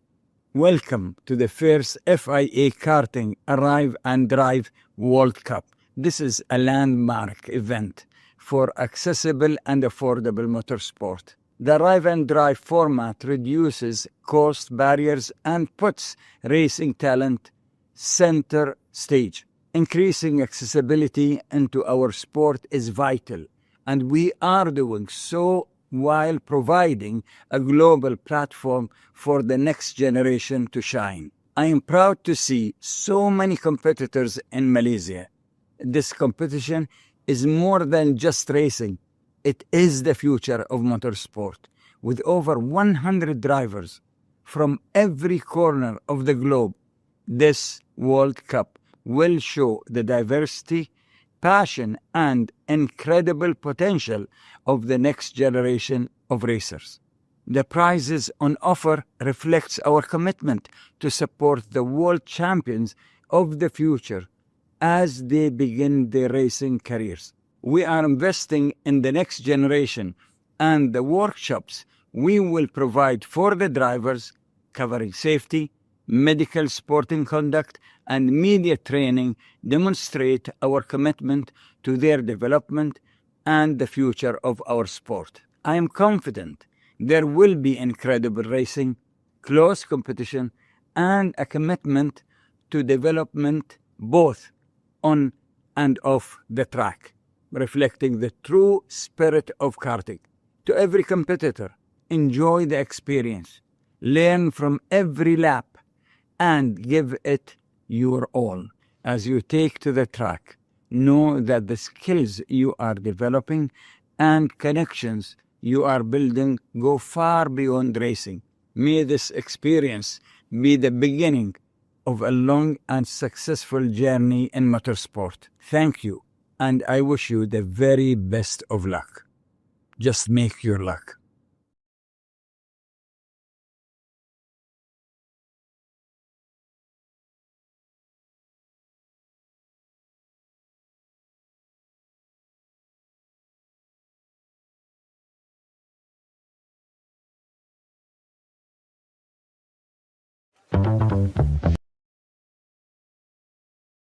Ready for their longest race of the weekend, but as you see, they're not quite yet on the grid. We've got a bit of time to wait. So while we do that, well, one thing we'll note is that this is my first time commentating outside at this weekend. I've been inside in the lovely air conditioning, and one thing I can tell you, it is so hot out here. The sun comes out and instantly the humidity hits you. It's a very warm conditions out here for the drivers, but one special person who is joining us here on the grid ahead of the racing here this weekend, of course, is our CIK FIA President Akbar Ibrahim, who's on his way over to me. And Akbar, thank you so much for joining me here, and what event as well we've got here. So many nations, 50 nations, 107 drivers, all representing in the first Arrive and Drive. What a feeling this must be, because so much work has happened behind the scenes to make this event happen. Yes, it is a landmark event, and it's a great honor to be here. There's a lot of work, as you said, that went into forming the global karting plan under the vision of our president, Mohammed bin Sulayem. The whole philosophy has been to provide affordable, accessible and inclusive karting, which we have finally achieved. It's an alternate pathway at a much lower cost for talented drivers to showcase their talent and move up the ladder. It's certainly a different format. It is an Arrive and Drive. It's equal equipment, which is something that many drivers, who can't afford to go to teams, can obviously showcase the talent in this format. So yes, and it's also a proud moment to come into Malaysia. Malaysia has been in the forefront in Asian motorsport for a long time. It's good to be here, and it's a beautiful layout. It's a lovely circuit, a lovely facility, and the whole facility meets the status of the event. How much would you like to do a lap around this circuit? Like you say, it's quite the place, isn't it? But what do you think of it in terms of the speed? We've seen some great racing. You picked my thoughts, because I was just thinking of it when I saw the kart, that I would love to take a lap after the event, but let's see, yeah. Well, thank you so much, and Akbar, we'll let you enjoy the racing and enjoy the rest of the weekend. Thank you, Jonathan. Excellent stuff there for Akbar Ibrahim. As you can see, the drivers are just making their way to their carts. The carts will be coming out very, very soon. They're still making me wait just that little bit longer out here before the rest of the racing. But we can talk a little bit about who's going to be starting where, because Tommy Hart, we spoke about him earlier on. It was a very close run in time qualifying. He was 6th overall, but managed to come away with the P1 for this final, of course, with those 3 final wins. That's been the most impressive part. But it was that third qualifying heat yesterday that certainly put him on that top spot of the podium. That bit of an incident between Simon Matoda and other drivers caused that a little bit of a drama, which put Tommy back on that top spot of the podium, and that's exactly where he wanted to be. So he'll be starting smack bang right there on P1, unless, of course, he decides to change sides of the grid, which you have only seen that once, of course. We saw Kimi Ray do that earlier on, where he started here in P2 on the dry conditions. And I can report now that it is nice and dry. That drama that we saw over at turn number 12, of course, that's where the water came out of the curbs, and these curbs can hold a lot of water. Have seen over the course of this previous time a lot of the marshals working on the track over at turn number 4. A lot of water again in those curbs that they've tried to clear away, which they've done a brilliant job in doing so.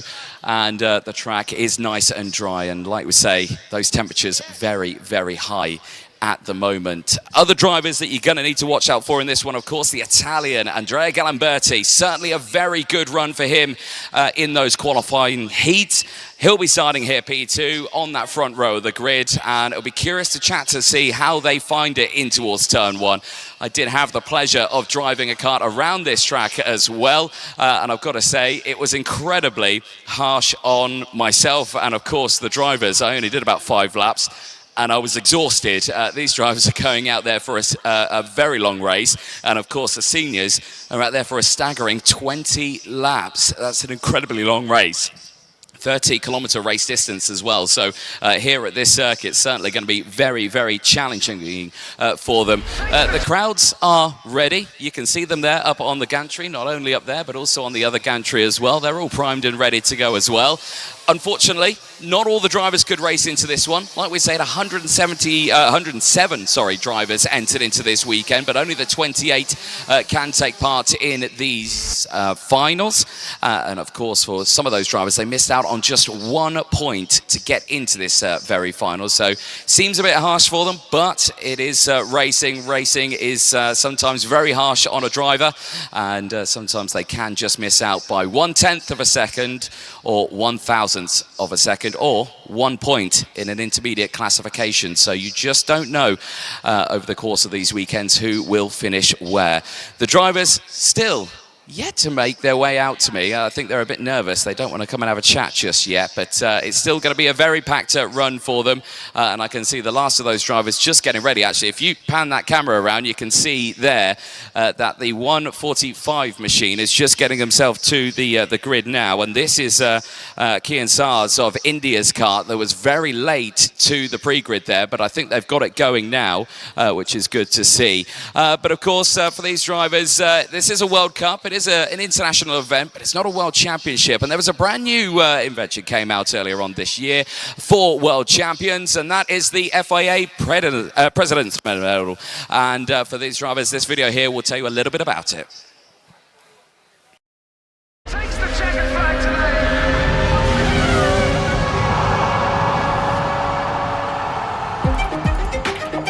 His Excellency Mohammed Ben Sulayem, President of the FIA, now presents the unique FIA President's Medal to the winning driver.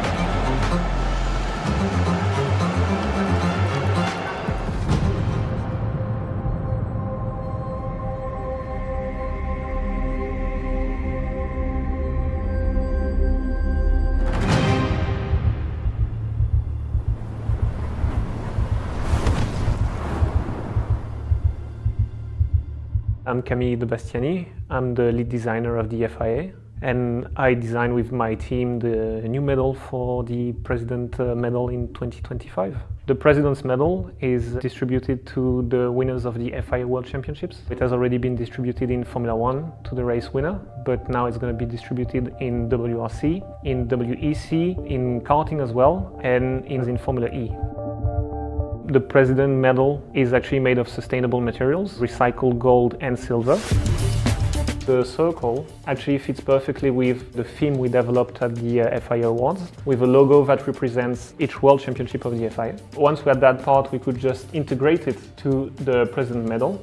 And then on top, we decided to put the name of the championship and the FIA logo. And of course, we put the signature and the name of the FIA President on top, with a President's medal at the bottom. For the back of the medal, it will always feature the name of the race and the number of the race. Each medal will be personalized depending on the championship. It's not just one template and we keep changing a name. It's a bit more in-depth than that.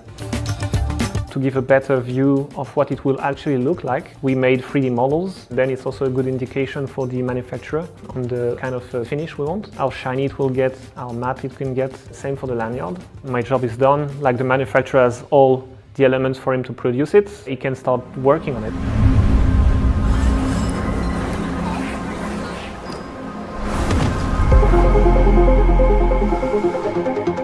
La FIA lavoriamo da 4 anni, nel momento in cui il Presidente ha avuto questa idea, a mio avviso geniale, di portare queste medaglie del Presidente sui podi della Formula 1 con un'accurata ricerca dei materiali, che è stata una cosa molto stimolante. Le medaglie sono tutte quante fatte in argento, titolo 925.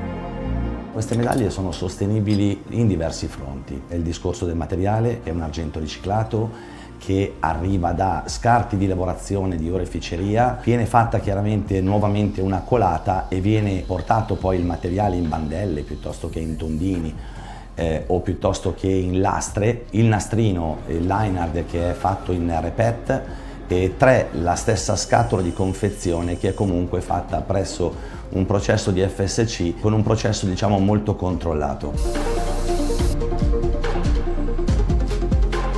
Credo che sia un buon esempio quello che il Presidente ci sta dando. È una politica che comunque ci permetterà di affrontare, credo, i prossimi anni, ma soprattutto di lasciare alle nuove generazioni un mondo migliore.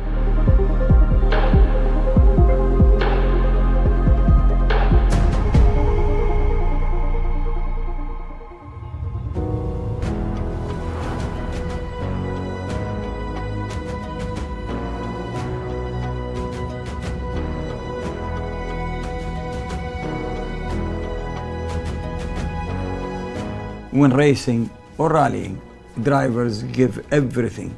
They have to win. I wanted to create something that represents this commitment and sacrifice. This medal represents their efforts and also the innovation and progress being made across the FIA championships. By celebrating these victories,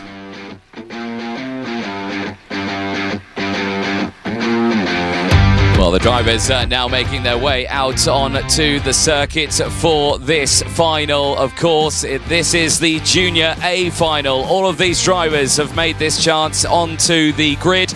Only 28 of them, and it will be all starting with the driver from New Zealand, Tommy Hart, who only qualified at P6 overall, but now finds himself on the front row of the grid. Other drivers that you're going to need to watch out for in this one include, of course, the Italian Andrea Galimberti, who, of course, had a very good run in his racing. 2 second places and a win puts him on the front row of the grid. Certainly going to be an incredibly close race, but you look to the drivers on that second row. Sima Matoda, the pole sitter from time qualifying, and Tomasz Czekoraski as well of Poland. All of these drivers have certainly done a fabulous job to get these cars to the front row of this grid. And of course, for all of them, this is going to be a very close fight indeed. Well, I'm going to take this opportunity right now to potentially talk to 1 or 2 of our drivers, but certainly so would love to go and chat to our pole sitter for this one, Tommy Hart from New Zealand, who is primed and ready to go. So I think if we're all ready, Tommy, quick chat with you. Well, it was P6 in time qualifying. You've reverted that now into a pole position for this final in the first Arrive and Drive World Cup for the FIA Karting. Tell us, how are you feeling ahead of this race? 'Cause it's going to be quite a long one. Yeah, it's a long race and it's quite hot out today. And yeah, yesterday I had good pace and managed to get through the field quite good. And yeah, starting here today. How is it handled for you? Those tyres still looking like they're in a good shape. You've only had the one set to deal with on this one, but now the temperature's quite high. Are you ready for the challenge for the longest race on these Vega X H4s? Yeah, they're good tyres. I think it will last the race. We only did 2 races on them yesterday and a wet race, so I think they're pretty good. And yeah. What do you think of the track here? Of course, for many people, it's been their first time here. It's a long old circuit, 1,500 metres, and of course 21 turns. Technical turns as well, fast sweepers and tight chicanes. What's been your favourite part of the track, if not all of it? I love the last sector, it's really fun, but the track's very physical and yeah, it's a good track because it's my first time here and the last sector is probably the best bit. You've got the uphill bridge section, the downhill tricky ones, and that last corner as well. It's very tempting to take a tighter line, but it kind of can scup you a little bit, can't you? Plan for this race, obviously, front of the grid. You've stuck with the pole side. You've not switched sides of the grid. Are you comfortable with that inside line into T1? Yeah, I'm just going to go for it, see how the first couple laps go, and then just go from there. Excellent. Well, thank you very much, Tommy. We'll see you out there. Best of luck and have a safe race. Thank you. Excellent stuff there. Tommy Hart, great run for him, like we say in TQ. I want to jump on over and speak to Andrea Galimberti here, who's on the front row of the grid. And already he's got a cheeky smile on his face. Andrea, great run for you in this one. You're on the front row of the grid. You've got a long run down there into T1, but tell us, are you ready for this fight? Yeah, I'm ready, and I'm just going to try and do my best in the race and be consistent and try to win. Indeed, but tell us, this track is a bit of a challenge. I'm just standing here and I'm already sweating. When you're in a race suit, helmet on, how are you feeling? Oh, I'm about to burn alive with that race suit. Well, hopefully not, but you ready with the fight? Of course, these karts have been pretty challenging, I would say, for the conditions. The rain yesterday was a little bit dramatic as well. What did you think of that? I really like the rain. I'm usually fast in the rain, so if it rains, I think I can keep my pace up and do good. Well, fingers crossed it doesn't, because you're all on the grid on slick tyres, so hopefully it stays dry. But we'll wish you the best of luck and congratulations. We'll see you out there. Okay, thank you. Excellent stuff. Hopefully a nice, safe drive there as well for Andrea Galimberti. Jump over very quickly. We had a quick chat with this man earlier on in the weekend, the pole sitter from time qualifying from Japan, Simba Matoda. Simba, quick chat with you. Tough day yesterday. That last race as well was a bit of a challenge as well. But from qualifying to now, you're still happy with the result. You're on the second row of the grid. Are you happy with this? Yeah, I'm 2-time P1, but last time is P, but penalty, so very sad. But now it's P3 start, so I think it's okay. Yeah. Obviously, you're on the inside of row 1. You've got the pole sitter right in front of you. This is the second best place to start on the grid.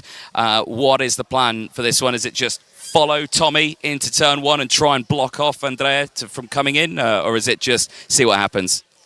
Follow hard, and yeah, follow. Push hard. Well, well done. We'll see you out in that final. Safe drive, and we'll see you at the end. Yeah, thank you. Excellent stuff there for all of them. Over on the other side as well, Thomas Chikarashki has a pretty calm day over the course of this one. You can all see how those tyres look as well. And like you say, for all of these karts, they've only done, like you say, 2 races of the moment with those qualifying heat. Thomas, you're out there ready for a chat. Second row of the grid, not a bad place to be. You're in a good spot, ready for this final. Tell us, what are your thoughts ahead of this race? Yeah, I know that the pace is there. The race is very long, so respect the first lap and finish with smile. Yes.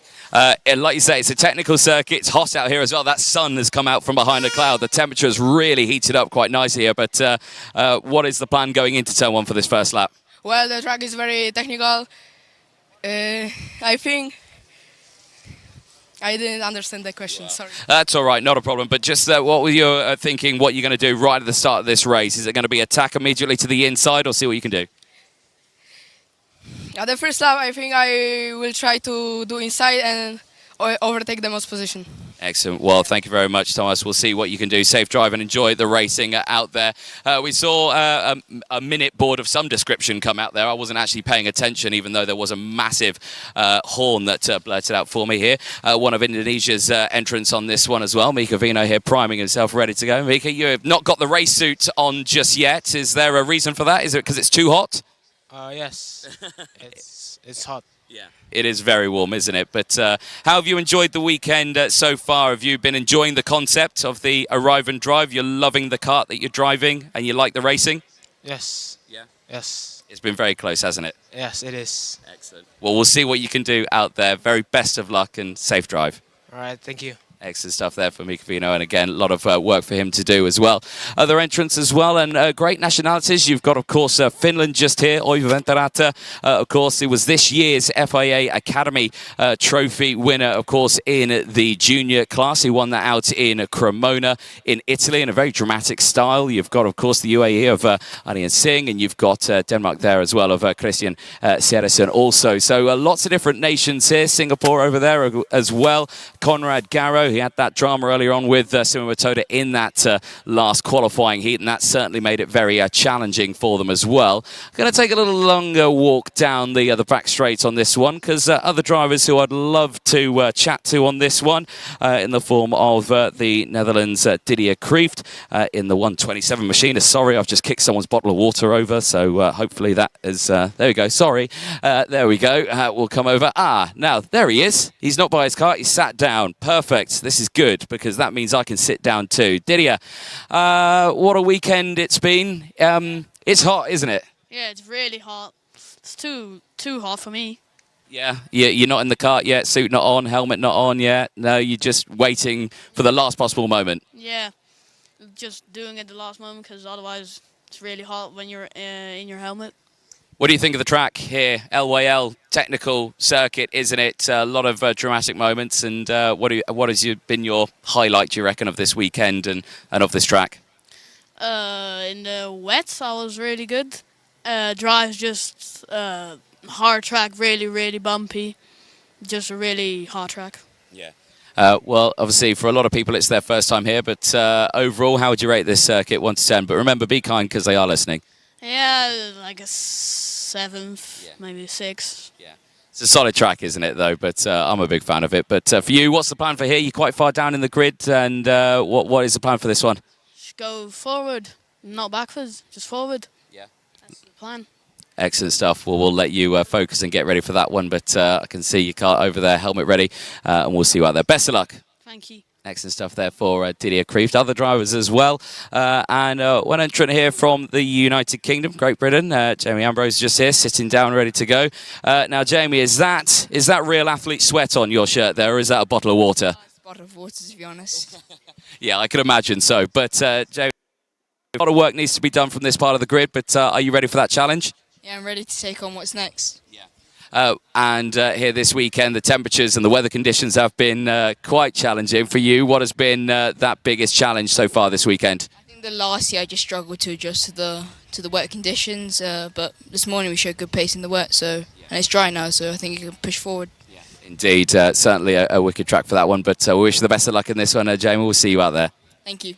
Excellent stuff there for Ambrose, one of the only drivers from the United Kingdom as well, joining with Lizzie Mentier in the seniors as the two only Brits here.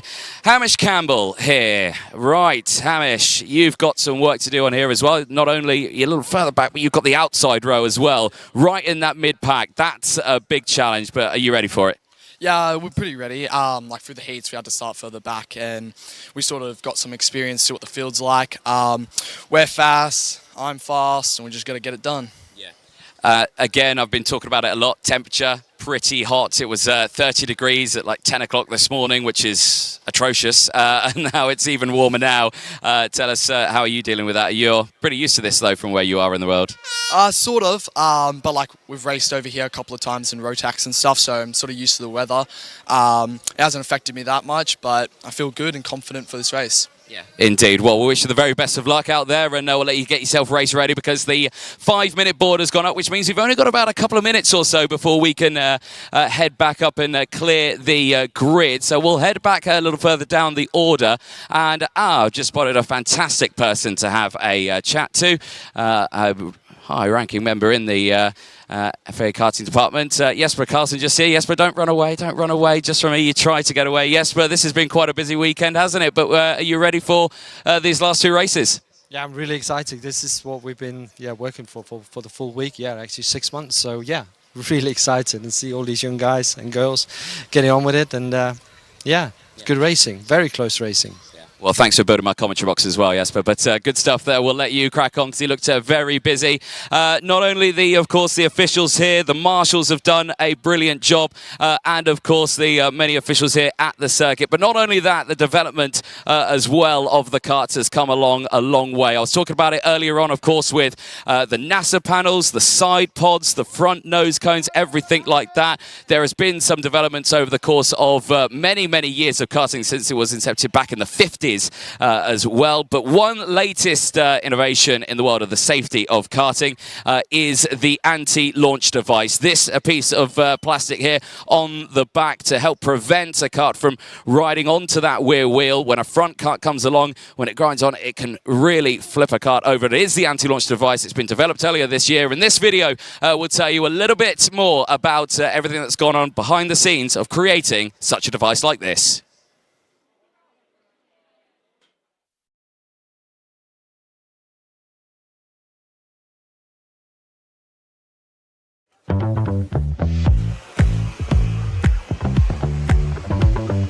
Hi, I'm Marco Pedrilli, Deputy Safety Director and Head of the Research and Vehicle Safety at the FIA. In Cremona, the FIA Safety Department is gonna deploy for the first time the anti-launch device system. The new anti-launch device is a joint exercise between the FIA Safety, FIA Technical and the FIA Karting Department. The product is being well received now and is currently being used in the Academy Trophy in Cremona. We are pretty confident that this will go a long way in improving the safety standards of karting globally and in all competitions. The device completed successfully a complete validation campaign, a laboratory test in which we did replicate severe impact condition, and a full track test campaign in which we did run and assess the part in dry and wet condition. So the anti-launch system consists of mainly two parts: the central rear protection and the wheel cover. Wheel cover is designed in order to better protect the wheel and mitigate the risk of a wheel-to-wheel contact on the car. In combination with the deployment of the new rear bumper, technical regulation has been agreed, side protection has been moved and are going to be installed more outboard in order again to increase the level of protection as well on the forward section of the tire. The FIA Safety Department will be in attendance to the event in order to provide support, advice, and as well in order to monitor the performance of the part, assess the effectiveness of the device. This is the latest innovation from FIA Safety Department to increase safety for all in motorsport.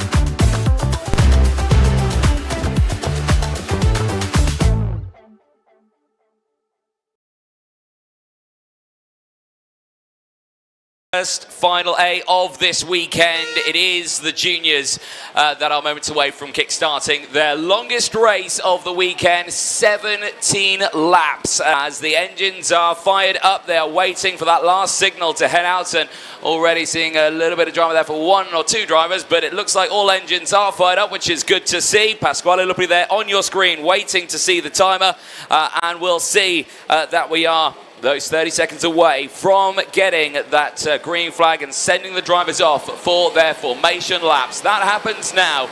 It is juniors final A here for the first ever FIA Karting Arrive and Drive World Cup, and it is all down to this next 17 laps to determine who will be our P1 driver. Tommy Hart from New Zealand starts us on pole position. Andrea Galimberti joining him alongside. Simon Matoda and Thomas Chikaratski on row number 2, with Mika Vino of Indonesia and Oivi Ventarata on row number 3. Aryan Singh and Christian Sederson go from row number 4. They've got some work to do from there, but keep a close eye on them. They'll see the likes of Troy Ferguson and Conrad Garrett on row number 5. Jack Larson of Australia and Gustav Christiansen go from row number 6. The entrant from Sweden certainly delivering a good result so far this weekend. Can he keep that momentum up? Sera Kojima of the Philippines, and Mika Slabat, who was fighting up at that sharp end of the field earlier on in the weekend, now finding himself down slap bang in the middle of the field, P14 for the entrant in his home nation. We spoke to Jamie Ambrose earlier on. His plan is to push forward. He'll be starting alongside Hamish Campbell, who's got a very similar story alongside on that 8th row of the grid. Didier Kreeft and Brandon NG go from row at number 9.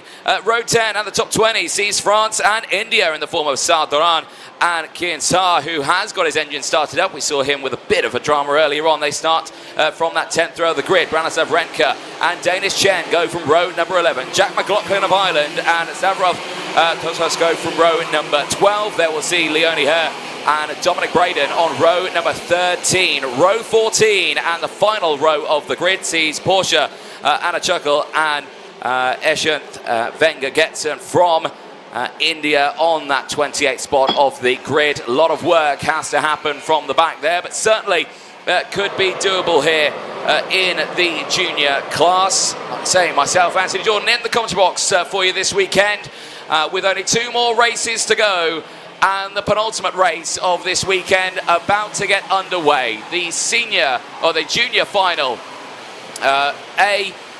moments away from starting. 17 laps, 25-kilometre race distance ahead of it. And it all starts with New Zealand and Italy on that front row of the grid. Tommy Hart versus Andrea Galimberti. Either one of these two could take it, or of course, either one of the 28 pilots out there could take this victory. Over the bridge they go, and in towards that final sector. The pace now brought down to a slow run as they head towards the red line. From that red line, no overtaking is permitted. And for all of these drivers here, a lot of them, their first time racing under the CIK FIA banner. For many of them, their first international race. For many of them, their first time racing in Malaysia and here at the LYL International Circuit. It's all down to these last 17 laps now in the juniors as they head round the final corner into the tram lines. New Zealand versus Italy. It is lights out, fights on in the juniors, and it's a solid start for both the front rows. And it's a better start though from that inside line. It's Tommy Hart who holds the lead as they head in towards turns 2, 3 and 4 for the first time. Big moves down the inside there, they're 3-4 wide. In the background, a lot of water getting kicked up from that curves on the outside, and that's causing havoc into the next corner, and Didier Kreeft is in trouble. We caught up with Kreeft, and now he finds himself stuck at the back of the field. That's a nightmare, but I think he's got going again, which is good. And I'm not sure if it was that. No, Kreeft is still there. Yeah, so Kreeft is still in the fight. But right now, the rest of the field going through here. At the front of the field, still Tommy Hart leads the way. He went purple in that first lap. There is Kreeft in the 127. He has dropped back quite significantly into the field, but he is still in the fight, which is good to see. Rest of the field now up into sector number 3, up over the bridge for the first time, being led by Hart, but it's a close second place at this moment in time. The rest of the field still very, very close in. Now is Zach Galimberti, who's gone with him right here, or is it Simba Matoda that's locked in behind him? I can confirm it's Simba Matoda, the pole setter from qualifying, is right on the rear bumper of the entrant from New Zealand, and he's going to look to the inside, down at turn number 4, and he's done it. Japan leads the way here in the FIA Karting Arrive and Drive World Cup here in Malaysia, and it is now Simba Matoda of Japan who leads the way. Tommy Hart now is going to have to dig deep. He's dug deep earlier on this weekend, and he knows how to drive this car around the lap, but can he keep that momentum up? The gap's already opened up to about 0.4 of a second. The rest of the field going through as there's been a bit of drama for 2 drivers. I think they've continued going, but they've tumbled down the order just that little bit. We'll let you know who that is in a moment's time. Through the chicane though, the front of the field looking very strong here, and I can see there Conrad Garrow has just dropped down a couple of places. Thomas Chikaraski has not had the get-go from this one, has tumbled down to 9th place, so hopefully he can push his way back through the field on this one. Matoda leads though from Tommy Hart. Vino is there in third place. Now he's some 1.3 seconds further down the order. Hart is re-attacking now.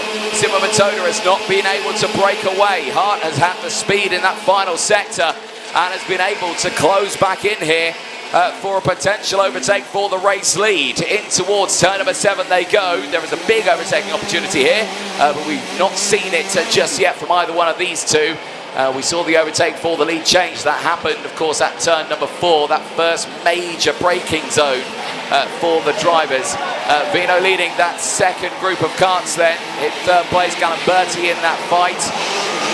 From seeing Larson, Ferguson and Kojima just there as well. They're all planning on trying to push forward in this race, but at the moment, seemingly not finding the pace just to get past as of yet. The sun is shining on the drivers here in Malaysia. The air temperature still holding at around about 27 to 30 degrees at this moment, but it feels a lot hotter than that while you're out there. The humidity levels are absolutely intoxicating for the drivers. Ardian Singh there for the UAE in a good position right now. He's on a 2-place gain and he's in that pack just behind. But we wait to see what happens between these two, because I've got to say right now the pace of the drivers behind is faster than these two. Simo Matoda may be in the lead with a clear track in front, but the pace behind is starting to reel them in here, and Tommy Hart needs to make a decision.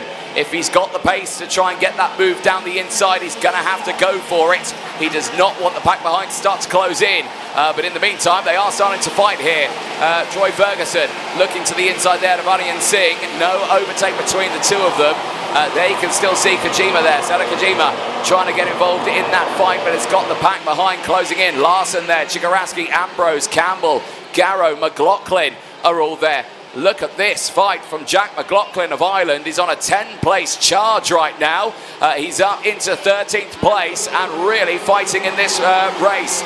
Out of the final corner they go. This will be on to lap number 5 now. 4 laps completed to the field, and still Hart is yet to attack Matoda here. Simo Matoda of Japan doing a good job, but surely he knows that the pack behind's closing in, and that's the move down the inside for the race lead. And you can see the live reactions there, but Matoda holds on to it, and now Mika Vino goes through. Mika Vino into second place, and Hart has to defend for third place. Galimberti's all over the rear bumper, but at this moment hasn't squeezed his way through.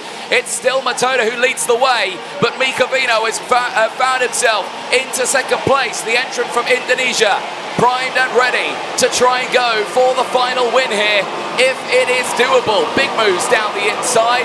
Drivers starting to squeeze their way through. It's Tomasz Chigaraski. He started this race from the second row of the grid. He's down at the moment, but he is fighting back through the field now with Troy Ferguson just up ahead in P7. But still, drama unfolding then at the front of the field. The fight's still on for your front runners, as look at this again from Tomasz Chigaraski. The move down the inside through T21, and he's now up the order, but Ferguson's managed to take that one back down the start-finish straight. This is the fight at the front here. Simo Matoda at the front, but is not the fastest driver right now. Mika Vino just behind has got that fastest lap of the race. It's a 107.727. He didn't set it on this lap, but he has set it in a previous lap. He looks mighty strong right now. The top 4 are closing in. Spin in the background, out of contention here. One driver's going backwards. Unfortunately, it's Conrad Garrow, and I think Mika Slamet of Malaysia might have had a slight spin in the back of the field. But eyes at the front, and the fight's still on. Matoda still in control of this one. Tommy Hart still there, third.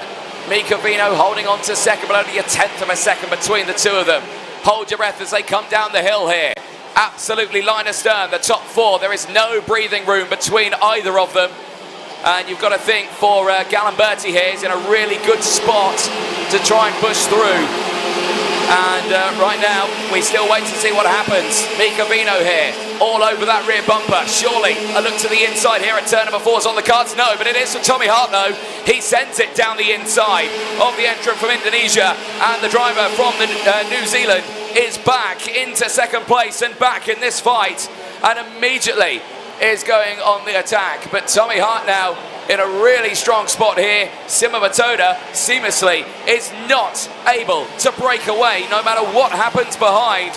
He is struggling out there with trying to keep this pack behind, but he is doing a good job for the time being into the chicane.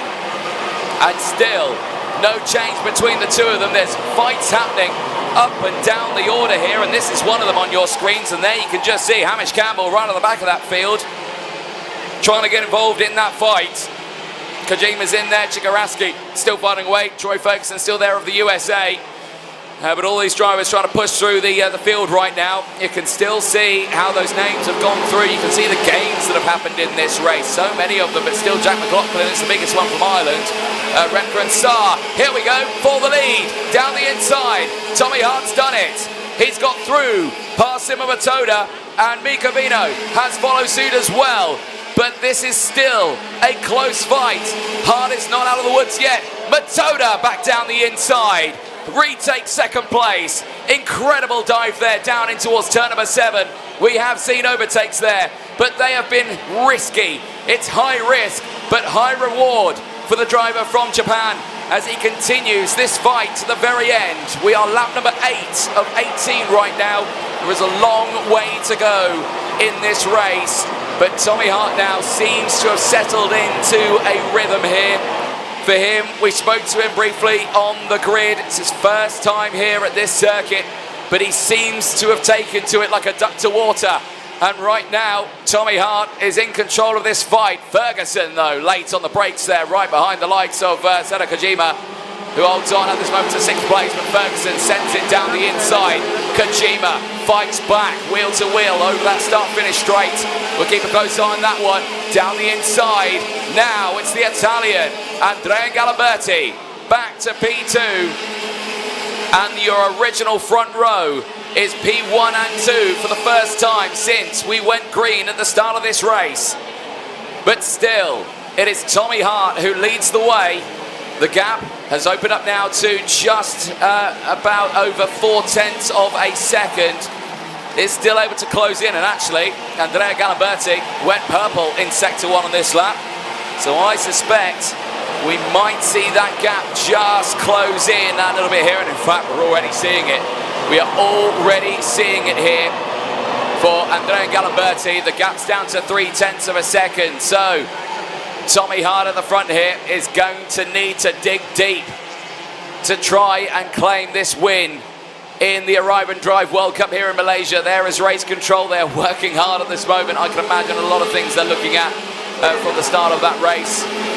But the eyes focus on this field here. Look at this. Galimberti's massively closed in now. That slipstream is powerful down the start-finish straight, and he's immediately on the attack. Now, was that a bit of a bump and run there? Did he make contact with Tommy Hart to go through?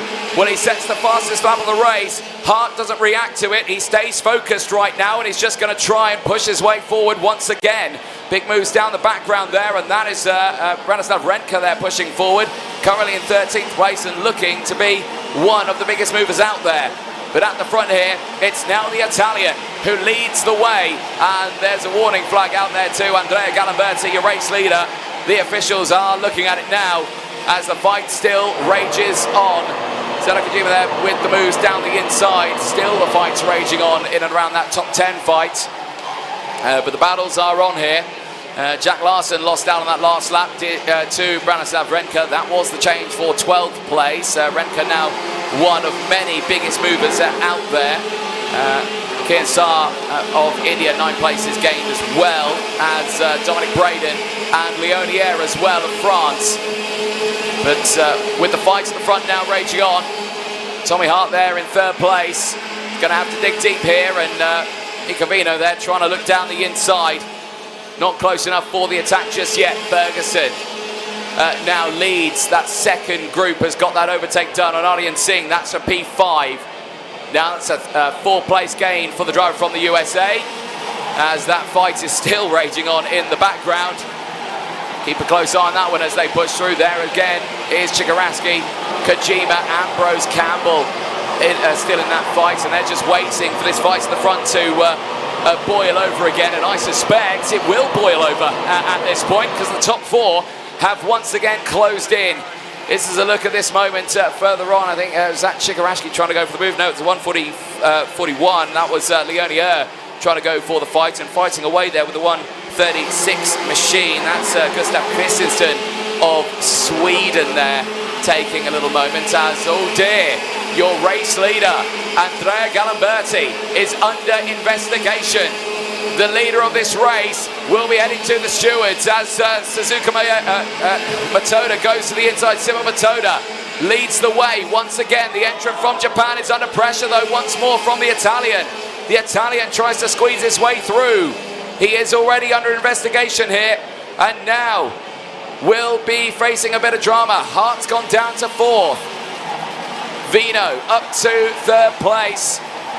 But Simo Matoda, after not being able to hold on to the lead earlier on, has fought his way back to the front of this field. The pole sitter from qualifying, despite the dramas in that third race where he came away with a penalty yesterday. He has dug deep today, put that behind him, and is thinking about this race right now. We're on lap 12 of 17. They're going to cross the line now to go on to lap 13. Time is very quickly running out here for the field, and Simo Matoda digs deep here, head forward, but Galimberti again with the slipstream through turn one. This time around does not look to the inside and will stay behind for the moment. You can see the reflection of that water in that runoff curve there. Do not want to be popping a wheel onto that one. You will find yourself in a spot of bother. Look at this though. Troy Ferguson, fastest lap of the race, 107.0717. He is closing in on these four up ahead. Ferguson's here to make it a group of five. And can he squeeze his way through one at a time? Well, at this moment, Tommy Hart from New Zealand's at the back of that train of four, but not anymore, because it's Troy Ferguson who joins the fight. Can Aryan Singh now close in on this battle? We have seen the pace be quick at the front here, but the pace is quicker once again behind. Ferguson is purple once again on this lap. He has got that slipstream, he's got that toe now, down the start-finish straight, and on now to lap number 14. Time is quickly running out, and look to the inside here. Galimberti's gone for it. Mika Vino as well, down the inside, and Simo Matoda hits the water in the runoff area. He goes sideways through turn four, but he regains control and has only dropped to P4, but down the inside, Hart's gone for it. Hart goes through, here comes Ferguson. Troy Ferguson down the inside has got up into fourth place now, I believe he has. Hart's gone down to fifth. Ferguson of the USA could end up on the podium here. This would be incredible for Ferguson. He started this race P9, but now is only one spot away from an international podium here in Malaysia. Under the bridge, up the hill. This is 17, 18 and 19. But still Galimberti is in control at the front of this field, but remember that investigation flag looms over the pilot of the 121 machine. He's gonna have to be careful here. He needs to try and break away from the field, but the train behind continues to pile on the pressure. Even at this point of the race, to the inside, Matoda retakes second place. Vino battling away with Ferguson in the background. Ferguson cannot squeeze his way through and now has lost out. Once again to Tommy Hart. Aryan Singh has closed in. It's 6 carts now for the race lead, with another train of 3 just behind, all trying to close in. Ferguson now back down to 6th place. He's going to have to go back to the drawing board here and think what he wants to do in this dying stage of the race. Galimberti is trying his hardest to break away the rest of the field here, but it's not going to happen. Take a breather and we'll look to the back of the field here as we keep an eye on this front race. Still, Renker is pushing up a 10th place gain, so is Jack McLaughlin, but McLaughlin's just picked up a warning flag. So he's got to be careful as well in this race. Ambrose is on a good race. Campbell's on a good race. Kojima as well. So is Leonie Ho on a 7th place gain. So is Anna Chuckle as well. Porsche Anna Chuckle for the back of the grid. from Thailand is up now into the top 20 on a 7th place gain. Hart to the inside. Tommy Hart of New Zealand back into the podium spots. Mika Vino not able to battle this moment into the race. Stays behind the New Zealander and will work on that slipstream and try and close up to those two ahead. Surely these two are going to think of the bigger picture. And that is for P1 and P2 here. Galimberti in control, but under investigation. Matoda holding on to second. Hart third. Vino, Singh, then it's Ferguson, Chigarashki, Kojima, Ambrose, Renka, Campbell, McLaughlin, the top 12. Saar and Larson rounding out the top 14, and Christensen rounding out the top 15 here. All of these drivers fighting for their last chance to be on that podium. The final lap board is out to the field here in the juniors, and it's the Italian who leads the driver from Japan, New Zealand third. But surely Simon Matoda is going to have an attempt here into turn number 7. Hold your breath to the braking zone. Galimberti hugs the white line and the two make contact. He's back in the pack up into each other. You've got absolutely no clue who's going to win this race. Galimberti leads and he blocks to the inside. Matoda to the inside. Japan tries to take the lead and he does. Simon Matoda takes the lead of this race. Hart has dropped into second place now. This is incredible, and it's once again, it's that Ferguson, Troy Ferguson into second place. It is, it's the 140. Incredible for the driver from the USA. Ferguson into P2, but Simon Matoda at the front here. He was pole position in time qualifying, and he's turned that pole into an arrive and drive World Cup winner. It's Japan in Malaysia. Simba Matoda wins across the line in an incredible fashion. Ferguson takes second. Tommy Hart from pole to third. But there you see it. Simba Matoda of Japan takes an international title here in the FIA Karting Arrive and Drive World Cup in Malaysia. What a drive there. What a drive for the driver from Japan. And I don't think he can believe it as well. We caught up very briefly with him. You could tell the nerves were there. He'd never poled it before in an international race such as this. And he only went to take that pole to a final win as well. Simon Matoda from Ferguson, Hart from Chigarashki, Galimberti from Ambrose, Kojima from Satrio, Singh from Renka round out the top 10. But it's all about that young man from Japan. The investigation flags went out to Galimberti, but it's not going to matter now. He's not in that top 3. Devastation for the Italian, who at one point was leading the way, and drops to P5. But there, you can still see the reactions are still there. He can't quite believe it. Simba Matoda of Japan takes the win on track. And there, just going through, you can see the congratulations coming through. There was Malaysia's Mika Slabat there, just congratulating. There is Troy Ferguson on your screen of the USA. The young lad has managed to put that name on the podium here. And the driver from the USA can be delighted with that result. Tommy Hart just behind him third. There is Simon Matoda still celebrating, and there you see the celebrations from one, the devastation for the other there. Didier Kreeft in his cart. Can't believe what's happened here. Finishing that one down in P25. A really tough race for Kreeft. A big name in international karting, but it's just not worked out for him here in Malaysia. There though for Simba Matoda. The work is done. Oivo Venturata there of Finland just popping his helmet in the seat. Not the race he would have wanted. There is your race winner though. Simba Matoda of Japan. Thumbs up for Simba. Smiles on his face. He has put that kart exactly where he wanted it. not only in time qualifying, but also in the final.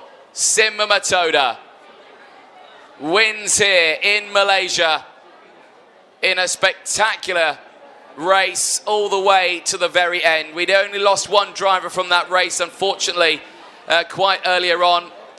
Sardana out of it from France. He would fall down to 28th on track, but there it is, smiles on board. Simba Matoda is congratulated there by the team from Vortex there. Doran coming in just to say his congratulations. And I'm sure there'll be many more congratulations to that young man on your screen. What a final, what a race, all the way to the very end. And dear. Now that's one of our officials that have come over. Now is that our official checking the nose cones here? And is he taking a photo of that nose cone? Has it dropped? They're writing something down and they're taking a picture. Is that a nose cone penalty for Simba Matoda? And oh no, that would be devastating. That would be absolutely devastating for Simba Matoda. Has it dropped? I think it has. I think it has. Oh my goodness. It's a nose cone penalty for Simba Matoda. The driver from Japan has not won this final. That is a 5-second time penalty to Simba Matoda. The drop nose bracket. The photo's been taken. Now it's provisional with a capital P because of course I've not seen if Ferguson has got one. If Ferguson has a penalty, then he's not gone through. But if he hasn't, the driver from the USA, Troy Ferguson, will have taken it. And devastation. The nose cone penalty strikes again at the end of an international title.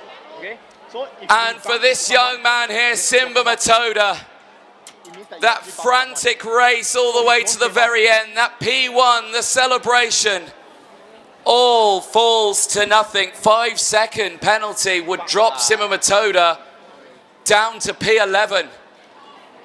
That would be 11th place for the driver from Japan. And that is disastrous. Disastrous for him. Now, again, I don't know if Troy Ferguson had a nose cone. Now, he's already gone through here. If Ferguson's got one, then he's not one. If Hart's got one, he's not got one. You saw how close the racing was here. Unfortunately, I don't know that information in the box. So, one thing I can confirm is that we do not have Matoda on that top spot, which is devastating. But I don't know who's P1 now. I do not know. We're going to have to wait until that podium later on today. But that, quite literally, is devastating. There is Troy Ferguson, who managed to get into P2 earlier on. And the fact that there's still smiles down there for the American would make me believe that he did not have a nose cone. And has the driver from the USA, Troy Ferguson, who on that last lap went from 7th to 2nd, just done the unthinkable here and put that kart, that 140 machine, on the P1 spot of this final. Well, I don't even think he knows at this moment here. Right now, there is the 140 machine. There is Troy Ferguson. And this is quite something. And obviously, I can't see the nose cone from there. I think they're taking photos there. There's not much celebrating going on there down in Parc Fermé for the time being. So we're unsure just as of yet. But what drama here in Malaysia, right at the very end of that junior final. And it could strike anyone. It could absolutely strike anyone. Well, let's take a look at some of the highlights from that final. There were quite a few in that race. Multiple different overtakes all the way from start to finish. And here it is, the get-go here for Tommy Hart. No drama there whatsoever. He was able to push forward.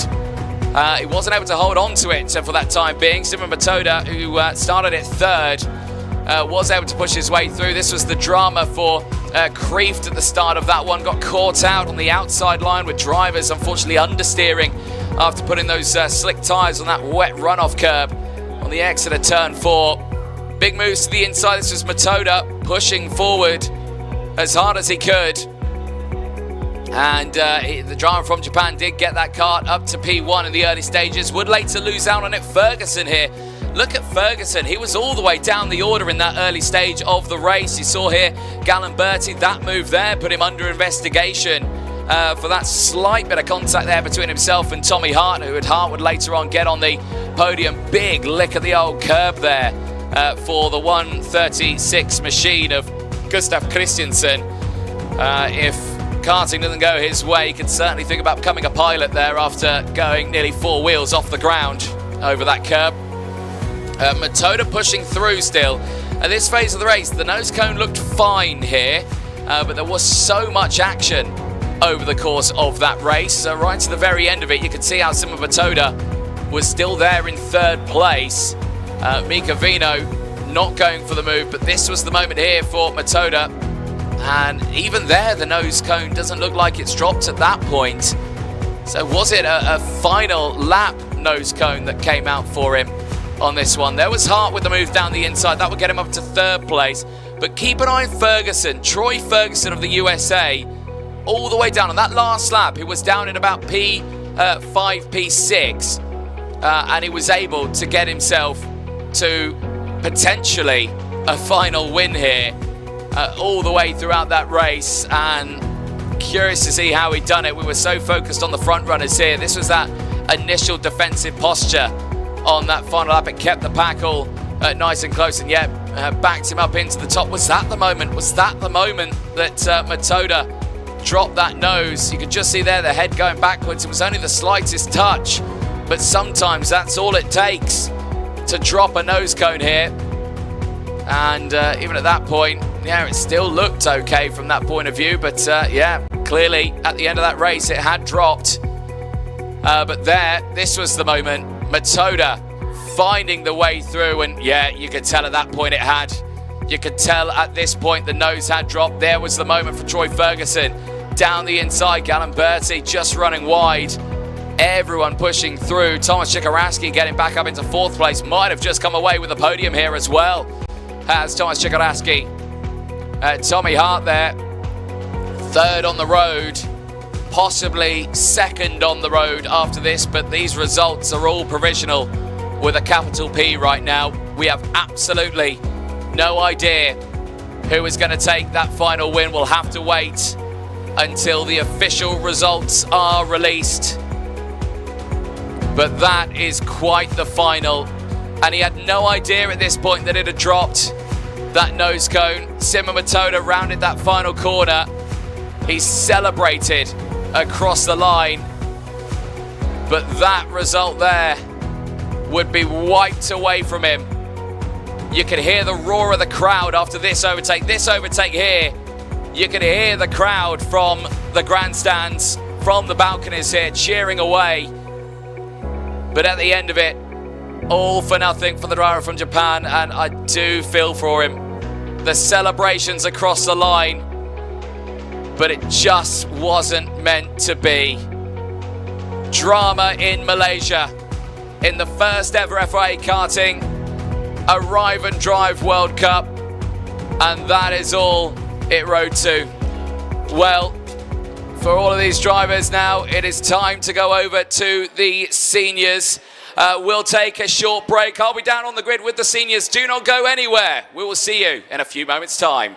Here in Malaysia, the FIA is empowering the next generation of racing drivers with the new Driver Development Program. 107 drivers are representing 50 different nations from all over the world in the first ever FIA Karting Arrive and Drive World Cup. Designed to provide them with the best possible start to their racing careers, we've put on 4 workshops for all the drivers today, before they get ready to take to the track later this week. Covering essential topics like safety, nutrition, anti-doping, and the kart ranking system, including media training as well. We're equipping these racing stars with their skills they need, the knowledge and the confidence they'll need to excel both on and off the track. By investing in their personal and professional growth, whilst raising racing and safety standards across the sport, the FIA is committed to ensuring the future of motorsport wherever that journey takes them.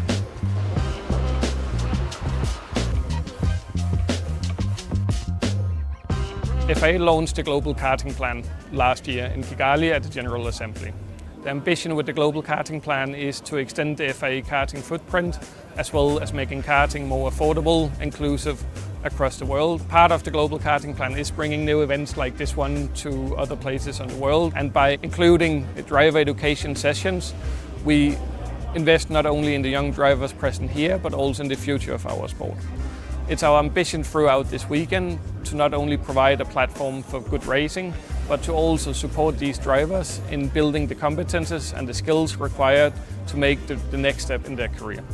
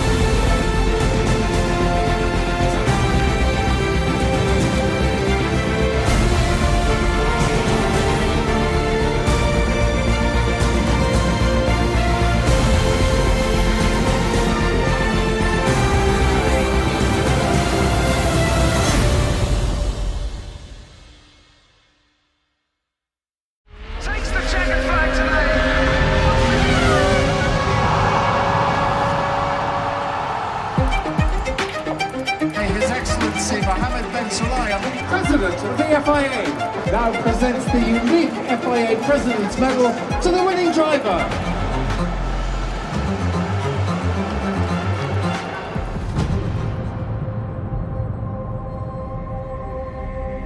Ladies and gentlemen, for the FIA Karting Arrive and Drive World Cup here. And what a final that was for the juniors, and disaster striking there right at the end. That unfortunate pesky nose cone penalty once again strikes once more for an international driver in an international race. But that is then, and this is now, as we turn our attention over to the senior category. And you can see behind me, the senior drivers are primed and ready to go as we wait for this final to kick started. It's going to be a close one as well, and our pole sitter is primed and ready. Nud Nielsen here of Denmark is starting this one on the front row of the grid. Smile on your face there. Nud, you're ready for this race, you're ready for the fight, but you've got quite the challenger alongside you here.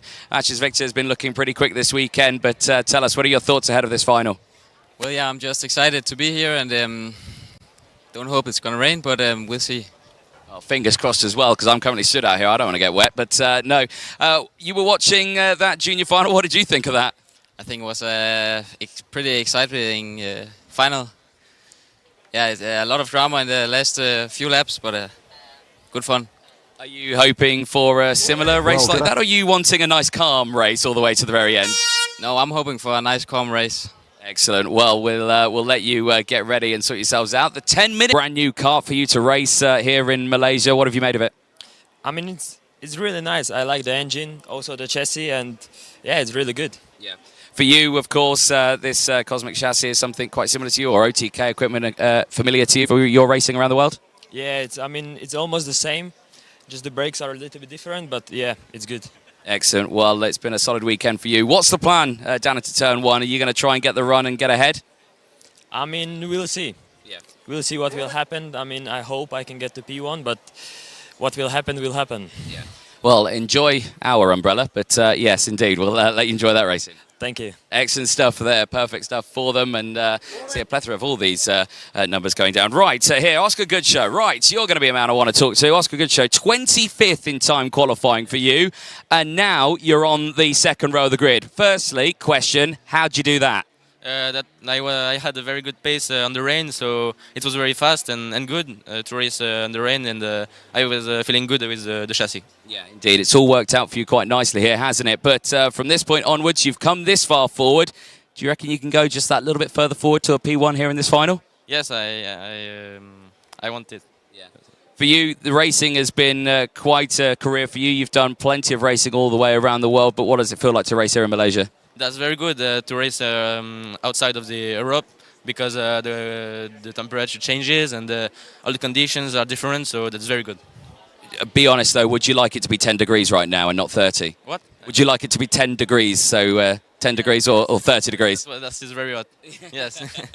Excellent. Well, Oscar, best of luck on this one. We'll see you out there in the race. Thank you very much. Excellent. Another driver joining him on that second row of the grid is Zain Al-Homasani, who was very quick in time qualifying. Zain, I saw you sitting down on the barrier over there. I was hoping you were going to stay over there and I could join you for a seat. But tell us, you've got the fight from this point on. You've got the pole sitter right in front of you. We've just seen how useful this inside line into turn one can be. But tell us, are you ready for this fight? Yeah, it should be a good race. Everyone's on equal terms, so I hope it's going to be a nice race and hopefully we can win. Indeed. Tell us from that point in qualifying. Qualifying was super close at the early start of this weekend, and all the way throughout that, you've managed to keep that kart right here in the top four. The pace is there, and the confidence is still there as well? Yeah, of course. We know our pace, we know the racecraft, and we just need to get on from there. Yeah. Indeed. Well, we'll let you crack on with it. Enjoy that final. We'll see you out there in a safe drive. Thank you. Excellent stuff there for Zain Al-Homasani as well, and other drivers who you need to keep an eye on, of course. Man who originally put it on pole position, Zach Tucker, the number 32 machine, is currently sitting over there. Zach has been told by his mechanic to come over to me. Zach, it was pole position for you in qualifying. It's resulted in a third row start here. That's still not a bad effort for you, but tell us how you're feeling at this point.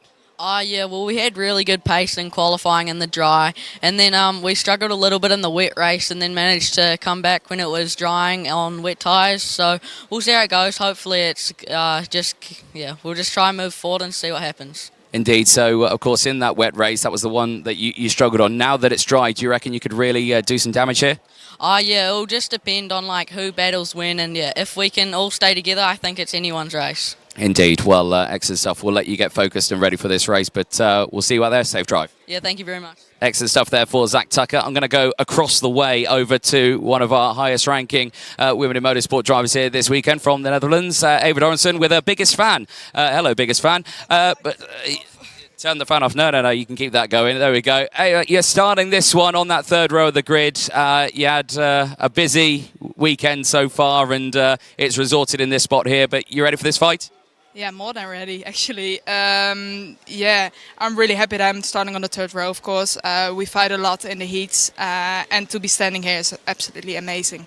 How are the tyres feeling at this point, of course? You had one race with the wet tyres, of course, so they've not done too much. Are they still feeling pretty grippy out there? I did one race on this slick tyres, so they are pretty good still. And also the tyres are pretty good. So, yeah, the tyres are still good in my opinion. Excellent. But how's the track feeling, of course? We had a lot of rain this morning. All that rubber that was put down yesterday, it was a green circuit this morning. Is it still feeling pretty grippy still? I hope so. I hope so. No, this morning we all drove on wets, so we didn't drove on the slicks. But I hope it will be grippy, otherwise it's going to be a chaotic final. Well, we'll keep our fingers crossed. Best of luck for it as the 5-minute border's out. We'll let you focus on and get yourself ready for this one as well.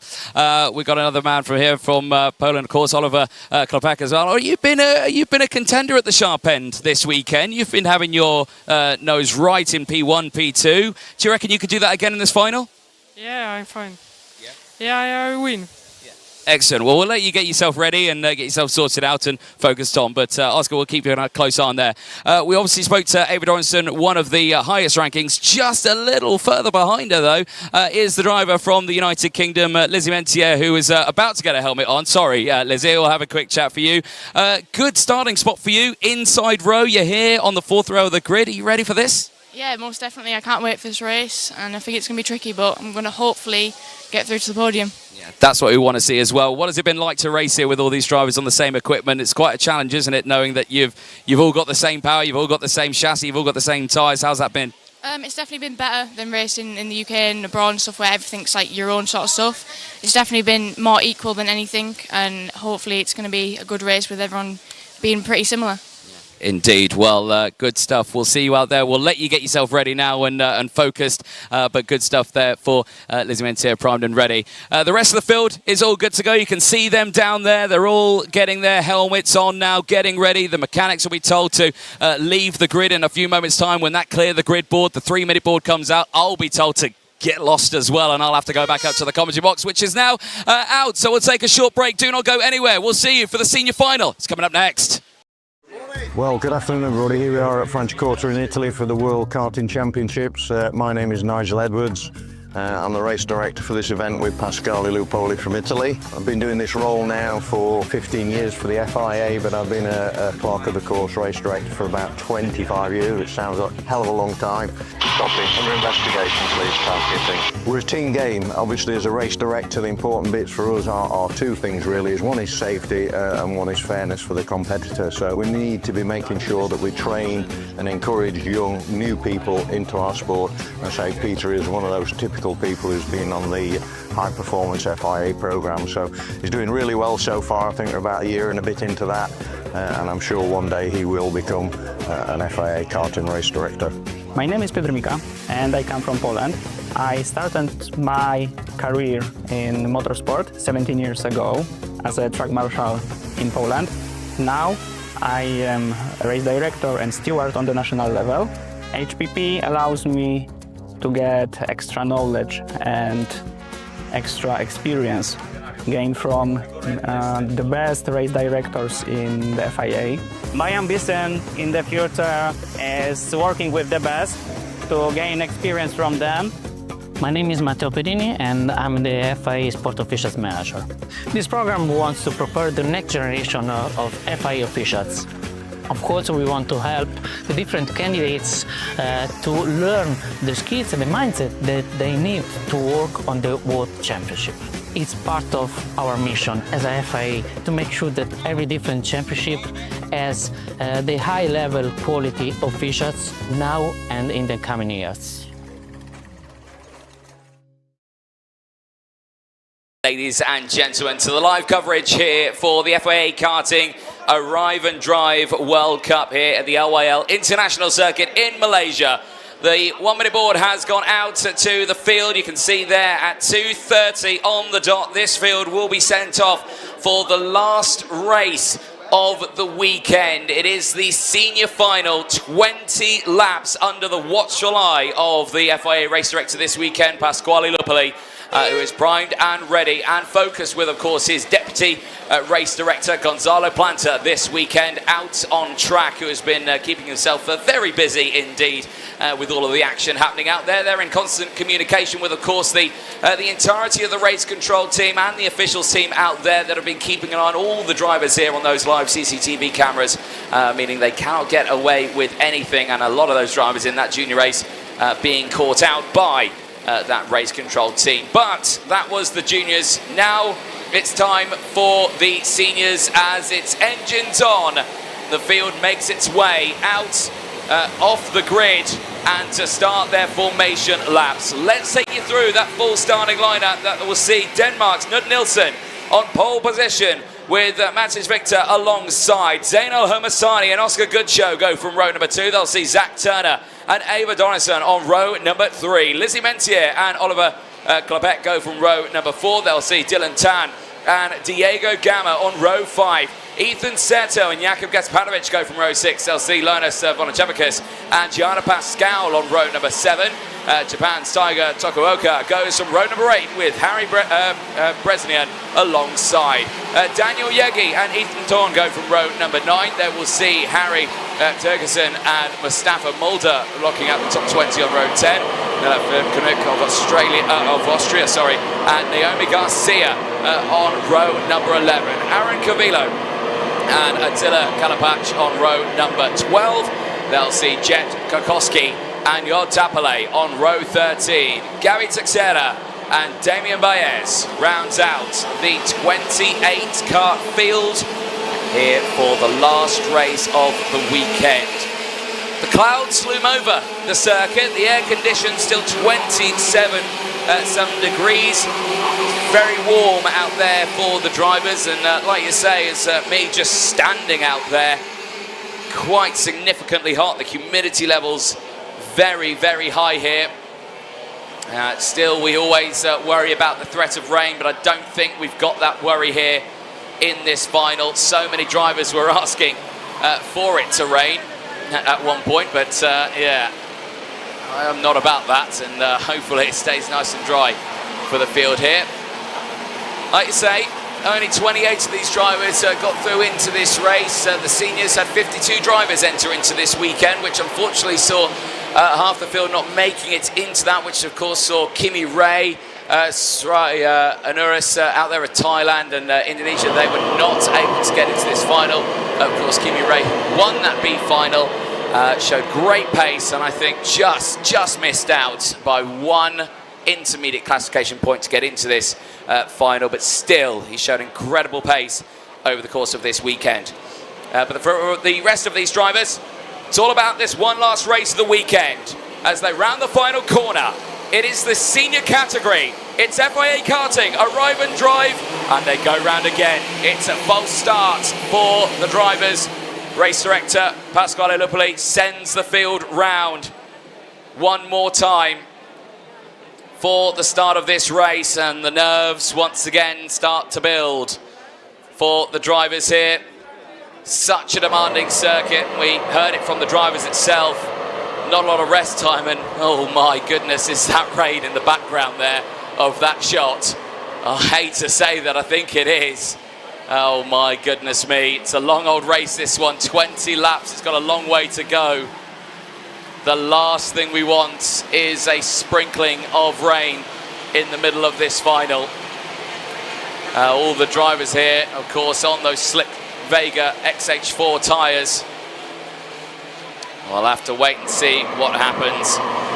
The notification on my screen saying the extra formation lap, yes indeed, has come and gone now, as the drivers here in this final make their way to the bridge section. The nerves start to build here for the field, and for Denmark and Slovakia, they lock out the front row here. Nud Nilsson and Matej Victor on the front row of the grid here. We will wait to see how this final unfolds. After a dramatic junior final, will we see another into the seniors? 30 kilometers is ahead of the field here as we're about to go racing into the tram lines. It is lights out, fights on in seniors. It's a solid start for Nilsson on that inside line. He holds on to the lead of this race. El Homasani tries to go through one or two carts going wide at turns 1 and 2, but they bring it back onto the island, and everyone gets through the first couple of corners relatively unscathed. A lot of water once again getting kicked up, carbon copy of what we saw in the juniors, and we see that massive pile up at the back of the field. They are 3-4 wide in a part of the track where they certainly can't do it, and one driver unfortunately has tumbled right to the back of that, and it's the first retirement of this race. I'll try and let you know who that is who's not come through. I think it's Malaysia. It's Daniel Yegi who's gone to the back of the grid. Malaysia's entrance into the seniors tumbles to the back of the grid. Disaster striking for the home nation here, but for the rest of the field, the fight is still on for the next 19 and a bit laps here. Over the bridge they go, still The number 9 leads the way. Knud Nielsen of Denmark in control here, but the fight is on in the background here. Zeno Helmazani has lost out in second place. And through goes the number 32 machine of Zach Tucker, the pole sitter from qualifying, is once again enjoying the dry conditions here. And can the man who put it on pole at the start of this weekend immediately attack, and he's closed right in already. He's not wasted any time. Surely he's going to go for a move, and he is down the inside. Zach Tucker takes the lead. Zainal Homasani tries to squeeze through, and that's Nielsen getting caught out on the curb, and he falls back into third place. Lizzie Mentier here is now in fourth place. She's now the highest running lady on the track right now, and she is pushing into fourth place. She's done a brilliant job here. They come back into view into the chicane, and the fight is still raging on right now. Look how close they are to each other. Elo Homasani is trying to push his way back through here, but cannot find the gap just yet. Goodchow, Oscar Goodshow's on the charge. Do not rule out the Frenchman. The Frenchman here, who qualified 25th overall, is now there in fourth place and is fighting back to the front. Tucker leads the way from El Homasani. Nielsen, Goodchow, Mentier, Tan, Volochevicus from Victor, Donison and Tokuoka, who rounds out the top 10 on a 5th-place gain. Big moves from all the drivers. Aaron Cavillo's the biggest mover out there. The fight at the top, though, is still very close. Goodchow has closed in on the front 3. Nielsen will be the first target if Goodchow wants to go for it. Down towards turn number 12. Is he going to look to the inside here as Mentier goes defensive in the background? They go 3 wide. Dylan Tan, Volochevicus, 3 wide for P5. Who's going to come out on top there as Yegi sets the first stop of the race. That is to be expected at the back of the field. Mentier's over the curb, and she's tumbling. Through goes Tan, through goes Victor, through goes Dorrington as well. Eva Dorrington now up into 7th place, recovering back. But eyes watch that front 4 for the time being. Out of turn 21, back down the start-finish straight they go, and Tucker is starting to break away. The gap is 0.4 of a second, but down the inside, the 2 go wheel to wheel. Nielsen back to the inside line, and El Homasani's on the water, but keeps control amazingly. El Homasani is down now to 4th place. Nielsen 2nd, Goodchow 3rd. From 25th in time qualifying, the Frenchman is now sitting in a podium spot in this final. Absolutely superb drive for Oscar Goodchow in P3. Keep an eye on the number 14, but also keep your eye on the skies. The clouds looming in the background. The threat of rain looms off in the distance. We're only lap 4 of 20, and that rain gets ever closer. Big squabbles happening in the background there. That is fighting all the way throughout the field. Mustafa Mulder trying to push his way forward is with Aaron Cavillo, and they've both got 7 and 3 places gained so far. But eyes on this front here. The fight's not over at this sharp end. Big moves down the inside for the 35 machine. This is a lot further down in the order. That's Gary Teixeira now from the back of the grid is put through. And look at the rain. Look at that rain that's on its way. We've got no reports of it just yet, but the threat of rain lingers ever closer. At the halfway point of this race, could this spell disaster for Zach Tucker? He said it in his post-race interview that he was quick in the dry, but struggled in the wet, and that was on wet tyres, let alone slick tyres on a wet track. This could be absolutely outrageous, but the weather is so unpredictable here. It could be raining not only half a mile away from the circuit, but it could miss us completely. It's done so several times over the course of this weekend, but at sometimes it has hit us directly. Will it do so this time around as the field go on to lap number 6?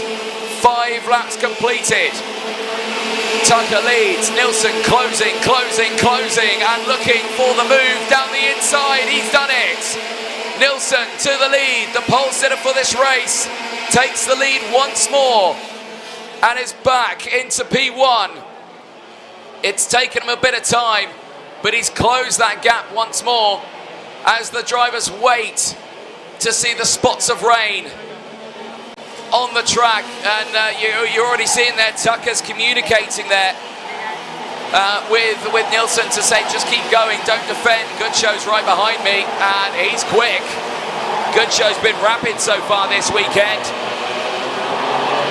If Goodshow gets released at the front of this field, he could drive away from the rest of the grid here. And that is something these drivers cannot allow to happen.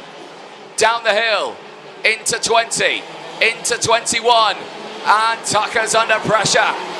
Goodshow's on the attack here. Oscar Goodshow surely will look for something on this lap. You can see that Nilsson's breaking away, and Tucker goes slightly defensive there. Surely Goodshow's going to go for the move here. He has to, but it's not close enough. He continues to push with him, but no, he waits for the next turn. Through turn 5, and Goodshow is now up into second place. This is an incredible drive for the Frenchman. And Oscar Goodshow here is showcasing some absolutely incredible pace here, despite the drama. Volonchericus is the fastest driver out there currently. He's circulating in 7th place. But this could be tactical here. If the rain comes down, and it really comes down, you've got to think, the officials got to think about safety. With an entire grid on wet tyres, they may make a decision. But if you're in the lead, that's where you want to be. You want to be in front. And if Oscar Goodshow can be in front at 75% completion of this race, and if the rain comes down, but this is all speculation at this moment because it might not even rain. Here though, Tucker into the slipstream. Not close enough into turn 3. Stays behind. You can still see all that water in the runoff area there. Got to be so careful. Look at this fight in the background though.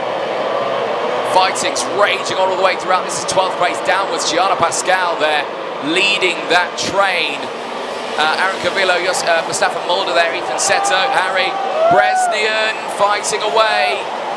All of them pushing for position as the drama coming out there. All the drivers still primed and ready. A lot of very focused faces there in the grid, and that's the reason why Goodshow's taken the lead of this one. We were watching the battles just behind, but Goodshow now in the lead. The Frenchman who qualified 25th in time qualifying now leads this final. Incredible pace here for the driver from France. Tucker there in second. Nilsson down to third. But this is not over just yet. Goodshow may have got to the front. The question now is, can he keep it? And it looks to me like he's instantly trying to back the pack up here. Tucker can't go for the move down the inside just yet. Nilsson stays behind. Goodshow to the front though. But the sector times are not that quick. The drivers behind are faster. Zain El Homassani and Matish Victor are faster as the fighting still rages on all the way throughout this field.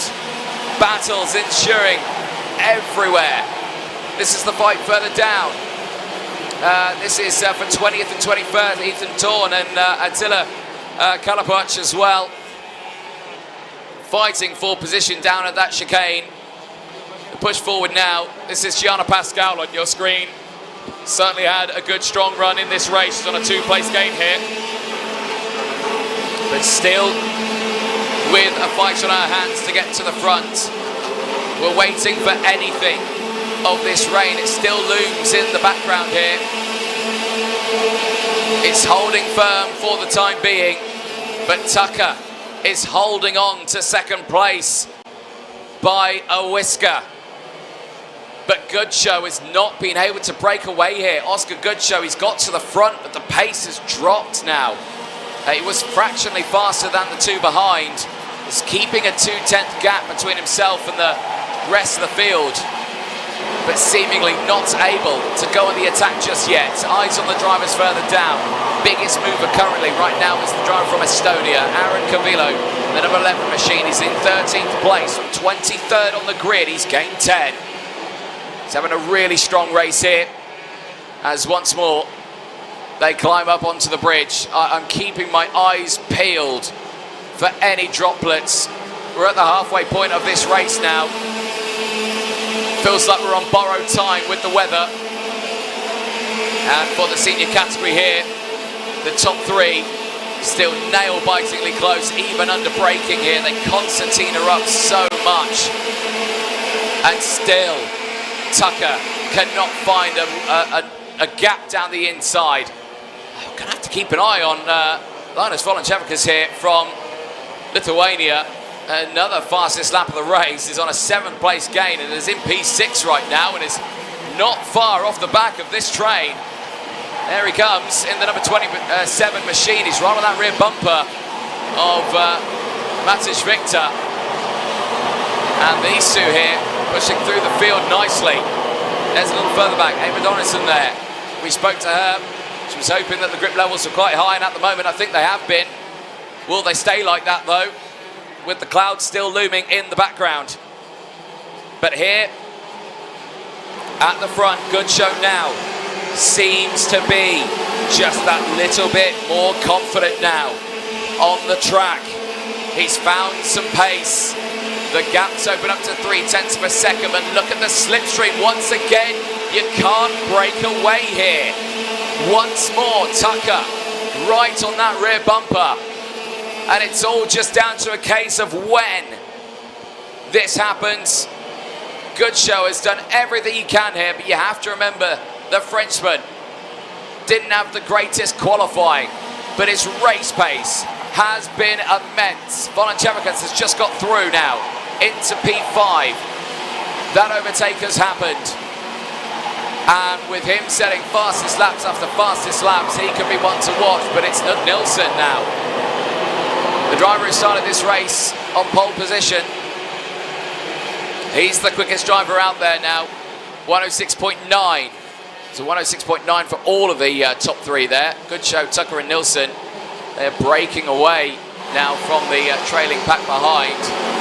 You can see how it opens up between the two of them. Zainal Homasani's not got that slipstream yet. And he is holding on to 4th place now. And a whisker, and I just keep seeing that rain cloud looming ever closer here. Still no reports of it just as of yet. But the fight's still on, and look at this now. Good show, it's all kicking off. Tucker's got through. Zach Tucker into the lead. Good show to second. Nilsson holds on to 3rd. Here's Zainal Homasani. El Homasani might have a chance here. Big oversteer moment for Nilsson. Retakes control, but loses so much time. And once again, the pole sitter from qualifying is now back in P1. Zach Tucker of New Zealand is in control once more of this final. But can he stay in control here? The rain still looms off in the distance. I'm still looking to see if I can see any drops in the distance. But the clouds are moving in this direction. For Zach Tucker, he must be able to see that cloud from where he is. He must be thinking it. Can he get this kart to the end of this race? Through the chicane. Tucker now with a 9/10 of a second lead after that squabble. Which has put Good Show down into 2nd place, but can they reacquire this one? Good Show was fractionally faster in that first sector alone, but keep it up. Volenčevikas again is purple. Volenčevikas from Lithuania is purple here and is pushing forward. He's on the bumper now on Zainal Homasani. He could have a real strong chance here of being on the podium. Lithuania, of course, have been showcasing some great young driving talents in the world of karting, of course, with this man here, Volenčevikas, of course, as well as Markus Šilkunas and Vanessa Šilkanator. who are well-known drivers in the world of academy karting. He's showing great pace throughout the world of racing. And here's the move down the inside. Zeno Homasani's wise to it though. Gets it back down the inside, but Volonchevicus, I think, has managed to get the up and under again with that fastest lap of the race. And the two continue to battle in the background. And immediately, El Homasani says, right, okay, you got the move done. Now, try and close the gap once more. But they push forward now. And Volonchevicus is just one spot away from being on that top, being on that podium. It's just ahead of him here. But we have to wait and see what happens. But so far, the driver from Lithuania has done an incredible job here to get this card into P4 in this final, a 9-place gain. What a drive. But at the front here, the fighting is still going. And I see expected. They're all going off expected. They're all going off at turn 3 and the red flags come out. They've stopped the race. The race has been stopped, and I had a feeling this was going to happen. The red flag has come out. Now begs the question. Now begs the question. We are lap 16. Now that red flag came out on lap 16, and there you can see, Ethan Seto there, I think it's a bit of discomfort. And has had a big hit in the wall there at post number 3. And that is a huge shame there. But now the question is, are we 75% into this race? If we are, the race is concluded. But are we? That's the question. I'm going to have to try and figure this out. But lap 16 of the final, well, they brought them back into Parc Ferme. They've not put them back to the grid. Red flag out on lap 16 due to the rain. All the field on slick tyres. Has that been concluded there? I'm going to try and work this one out. But that is drama at its finest. That is drama. Because at 75%, it's called. And from my maths, I think we were 80% into that race. I think it's called. I think it's been called there. So Zach Tucker, provisionally of course, I think is your senior winner. There is race director Pasquale Lupoli, who's taken to the shelter. Race will not be resumed. There it is. It's been called.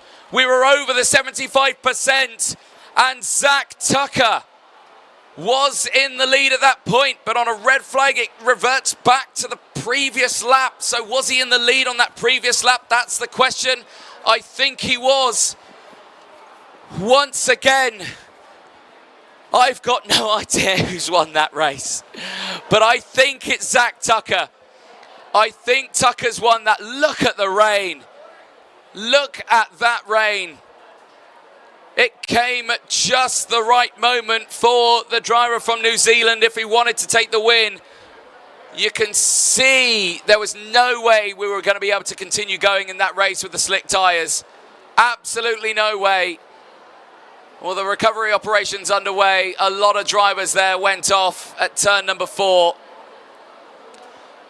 But once again, a sudden, short, sharp shower lands on the LYL International Circuit here in Malaysia and brings the racing to a halt.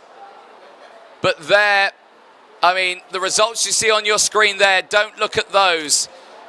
Because of that red flag, there was some drama. There were some drivers who crossed the loop at the wrong time, and then it messes that one up. Don't look to that timing tower on your screen at home. But I do believe that Zach Tucker may have won that. New Zealand could be seeing their driver on the top step of the podium here. Good show second, Nud Nilsson third.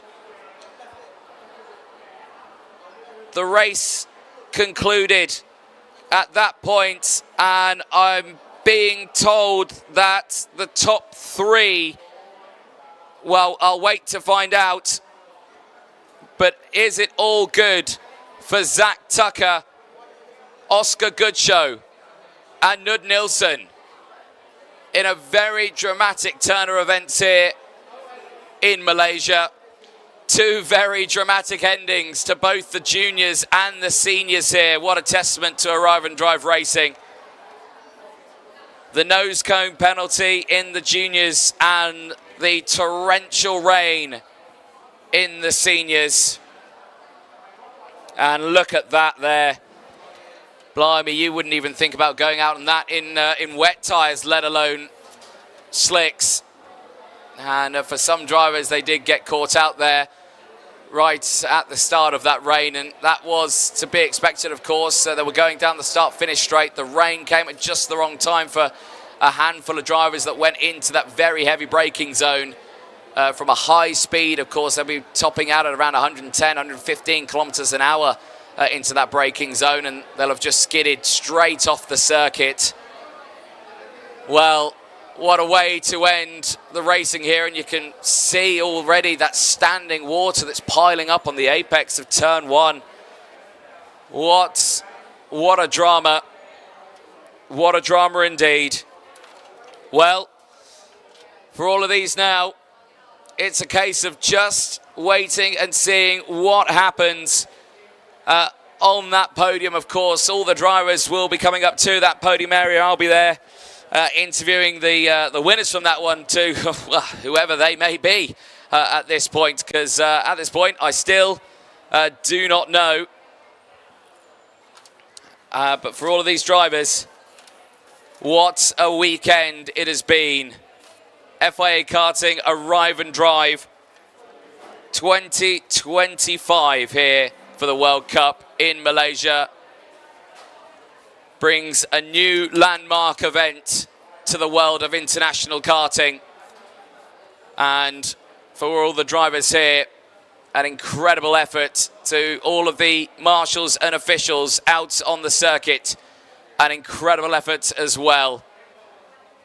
The racing now comes to a conclusion here in Malaysia, and we will see that podium presentation later on.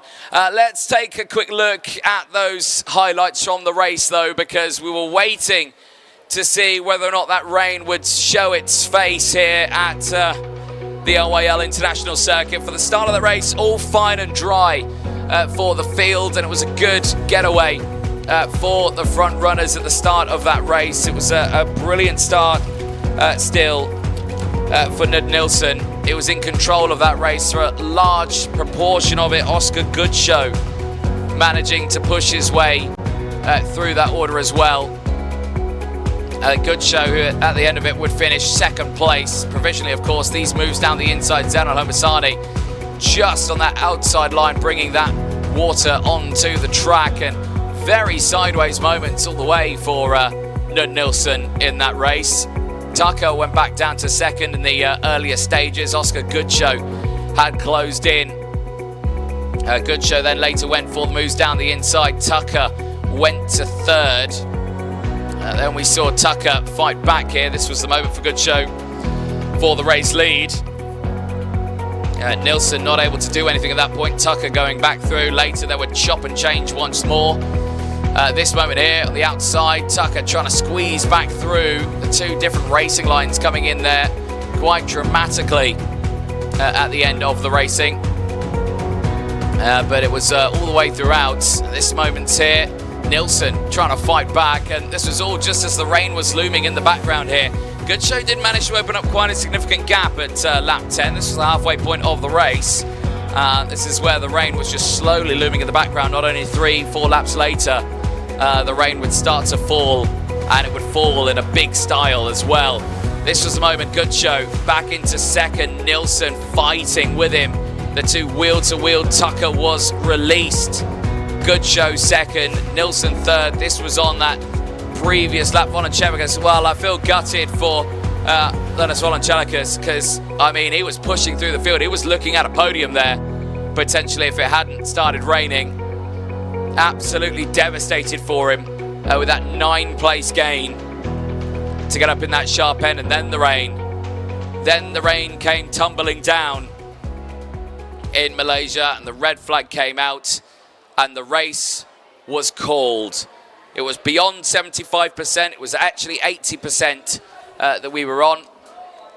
But that is quite the way to end the first ever, the inaugural FIA Karting Arrive and Drive World Cup here in Malaysia. What a week it's been. What a weekend it has been for the drivers as well. Ups and downs for many. But the racing now comes to a conclusion.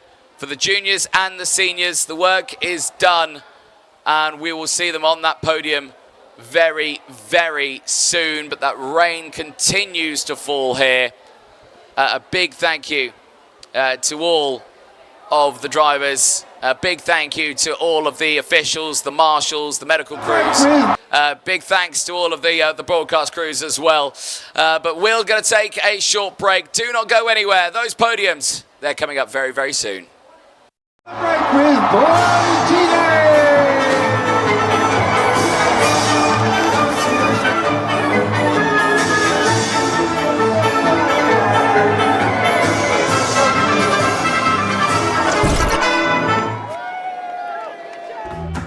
One of the most iconic moments of a Formula One Grand Prix weekend takes place here on the podium, and the person in charge for the FIA is Linda. Now Linda, I think you have one of the hardest jobs in Formula One. 3 adrenaline-fueled drivers straight after the race. It must be like herding cats. Yes, it's a lot of adrenaline, true, but it's the fun part of it. Certainly a lot of fun. Now, how soon after the race do you get them out here on these steps? Well, they don't come here straight after the race. They go to the cool-down room first. Oh, can we have a look? Yes, for sure. Brilliant, let's go. Wait, hang on a minute, Tom. This is a very important moment here, because this is where we give them the last-minute information, where we brief the drivers, because when they get to the cool-down room, we cannot speak, they are live. So we give them information regarding the trophies or regarding spraying the champagne and everything. So this is where we talk to spray them. the champagne, exactly. Not on the dignitaries. Not on the dignitaries, obviously not. Okay, Tom, so this is the cool-down room. It's not that cool. That's true, it's quite hot here. So this is where they literally cool down, watch some highlights of the race, they kind of chit-chat together, and they kind of have a drink. So what, they then go back to the podium? They go back to the podium, and what you don't see on TV is that they come back after the podium here. Their team are waiting for them here. They get changed, remove their champagne clothes. So yeah, this is when I'm not here, obviously. And then they go and speak to the media, yeah, don't they? exactly. Or should we do what the drivers do and of go course. back to the podium Let's now? go. Okay. So before going to the podium, we make sure that the dignitaries are here 6 or 7 laps before the end to make sure that we have time to brief them. It's very high-profile people, so we always make sure that they get a good and concise brief. We tell them what they have to do, what they cannot do, where they're going to stand, what kind of trophy they're going to give to who. So we kind of go through the whole ceremony with them in this short lapse of time. Okay. So let's see. Here you are. Oh, Linda, it is a fantastic view, isn't it? And the atmosphere must be amazing because there's people down there, everyone's shouting. Flags everywhere. The drivers are in position here, the winning constructor. What happens next? So, as I told you, we send the dignitaries when the drivers are in the cool-down room, so everybody's ready when the drivers get announced. Me and my colleague are on both sides of the podium, and we hand the right trophy to the right dignitaries and make sure he hands it to the right driver. How long does the whole process take? So we have 2 national anthems, one for the winning driver and one for the constructor, and then we hand the trophies and then champagne. And then so the champagne. This is where you need to escape. So it takes. And you have 2 exits. Exactly. Not every time. So sometimes you get stuck on the podium. Okay.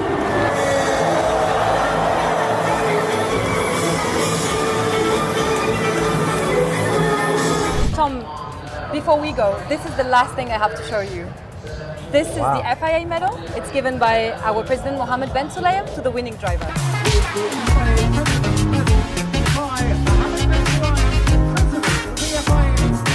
FIA President Medal, Mohammed bin Sulayem, the FIA President. Have a look. It's heavy, it's very impressive. Linda, thank you very much My for pleasure. showing us around. It's My pleasure. an iconic phenomenal bit, really, of the Formula One Grand Prix weekend. Exactly. Thank you very much.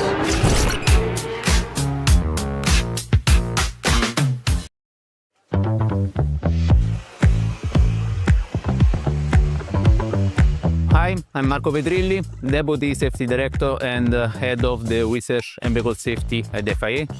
In Cremona, the FIA Safety Department is gonna deploy for the first time the anti-launch device system. The new anti-launch device is a joint exercise between the FIA Safety, FIA Technical and the FIA Karting department. The product is being well received now and is currently being used in the Academy Trophy in Cremona. We are pretty confident that this will go a long way in improving the safety standards of karting globally and in all competitions. The device completed successfully a complete validation campaign, a laboratory test in which we did replicate severe impact condition, and a full track test campaign in which we did run and assess the part in dry and wet condition. So the anti-launch system consists of mainly two parts: the central rear protection and the wheel cover. Wheel cover is designed in order to better protect the wheel and mitigate the risk of a wheel-to-wheel contact on the car. In combination with the deployment of the new rear bumper, technical regulation has been agreed, side protection has been moved and are gonna be installed more outboard in order again to increase the level of protection as well on the forward section of the tire. The FIA Safety Department will be in attendance to the event in order to provide support, advice, and as well in order to monitor the performance of the part, assess the effectiveness of the device. This is the latest innovation from FIA Safety Department to increase safety for all in motorsport.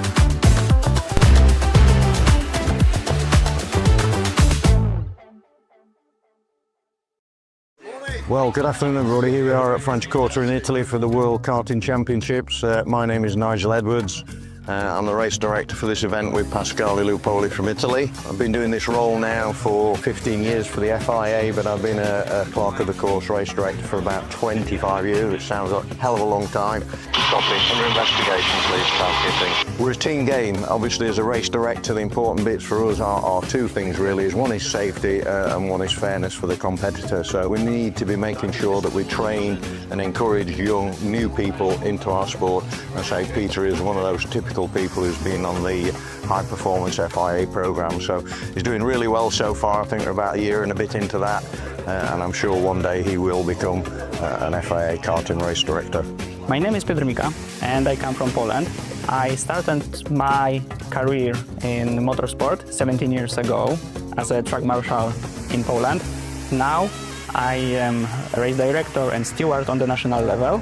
HPP allows me to get extra knowledge and extra experience gained from the best race directors in the FIA. My ambition in the future is working with the best to gain experience from them. My name is Matteo Pedini and I'm the FIA Sport Officials Manager. This program wants to prepare the next generation of FIA officials.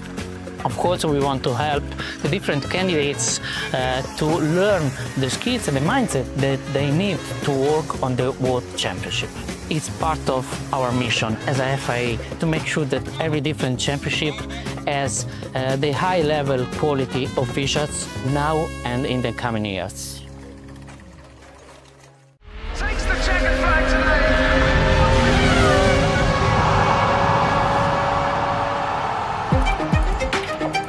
His Excellency Mohammed Ben Sulayem, President of the FIA, now presents the unique FIA President's Medal to the winning driver.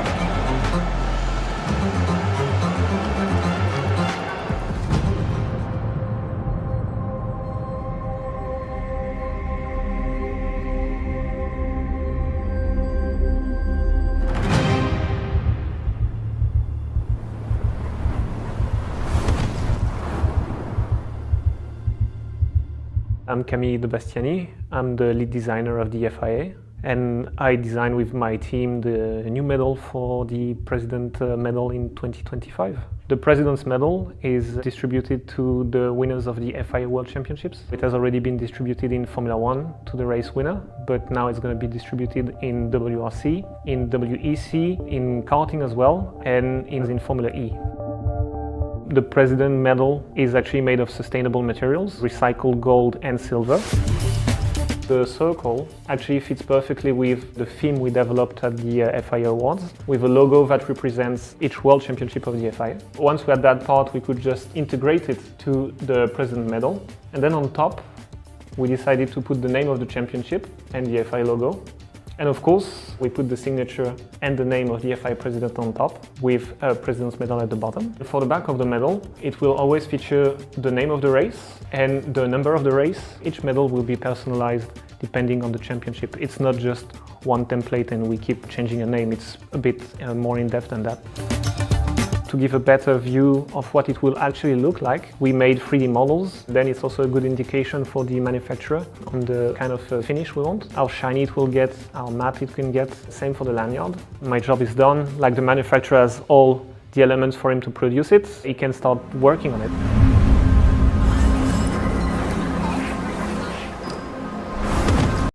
Well, thank you very much for your patience. We are ready now for the podiums as the rain continues to fall here at the LYL International Circuit for the first ever FIA Karting Arrive and Drive World Cup. But after the juniors and the seniors, we have finally got our top three. And it starts with third place in the juniors. Please welcome onto the podium representing Poland, it's Tomasz Cikoraski!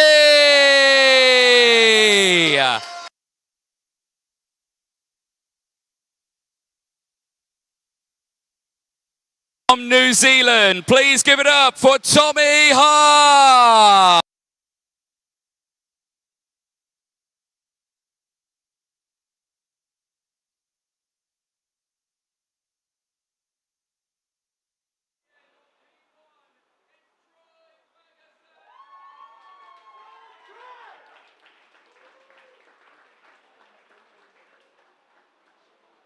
We will now listen to the national anthem of the USA.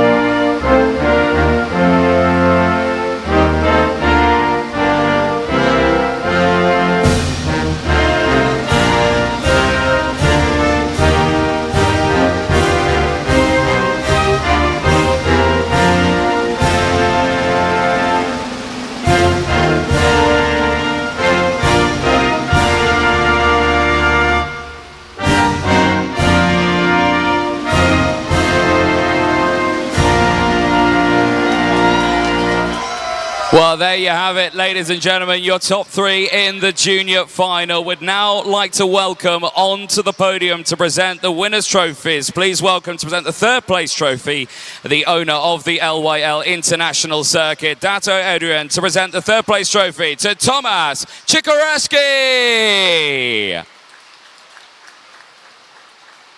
Fabulous result for Tomasz as the rain continues to fall here. Please welcome the President of the Motorsport Association of Malaysia, Tan Sri Mukhzani Matia, to present the second place trophy to Tommy Hart. And finally, please welcome the FIA Karting Commission President Akbar Ibrahim to present the winner's trophy to Troy Ferguson.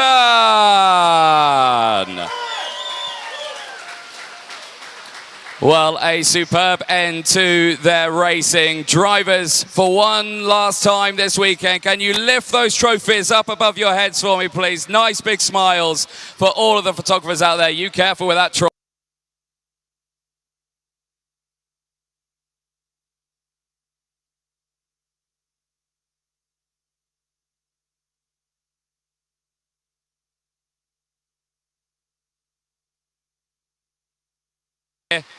In Malaysia as the rain, I should say, continues to fall here.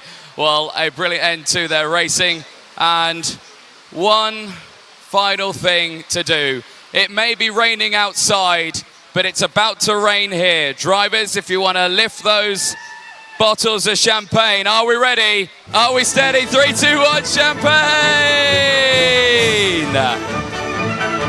Well, there you have it. Oh, poor Troy. He's got absolutely soaked. Excellent. I wouldn't be the word that's to clean that up. Brilliant stuff. Well, Troy, come on over.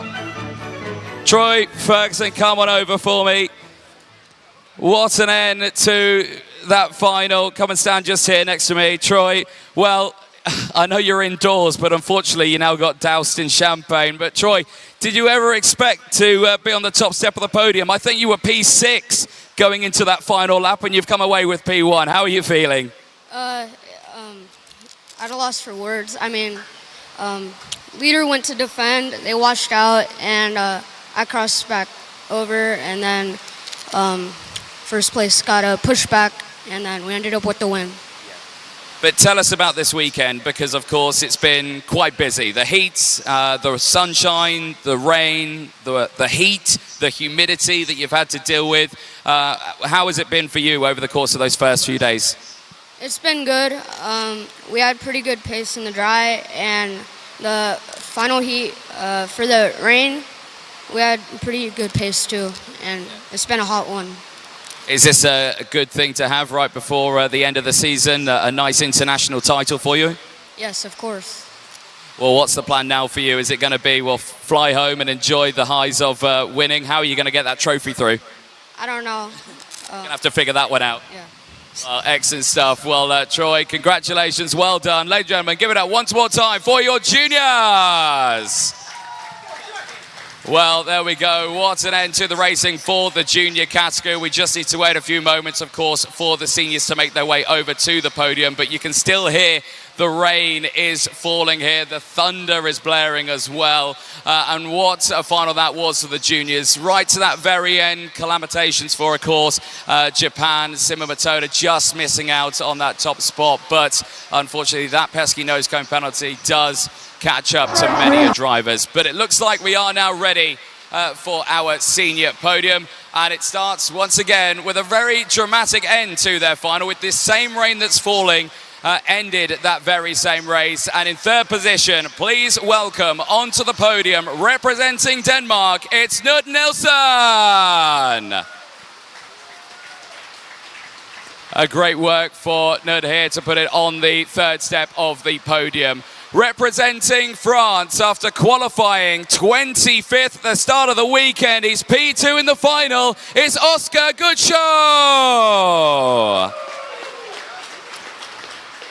And finally, your race winner in the senior category for the first ever FIA Karting Arrive and Drive World Cup for New Zealand, it's Zach Tucker.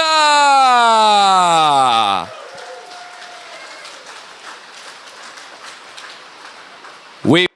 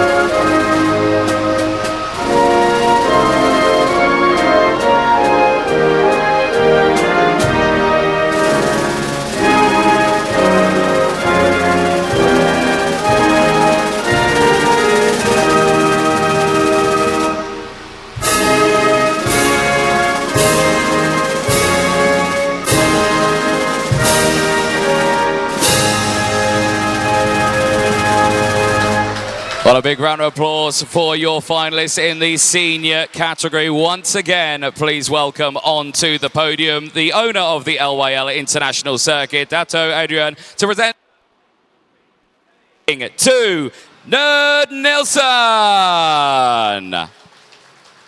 A great work for Nilsson over the course of this weekend. Please welcome once again the President of the Motorsport Association of Malaysia, Tantri Mukhzani Mahathir, to present the second place trophy to Oscar Goodshow.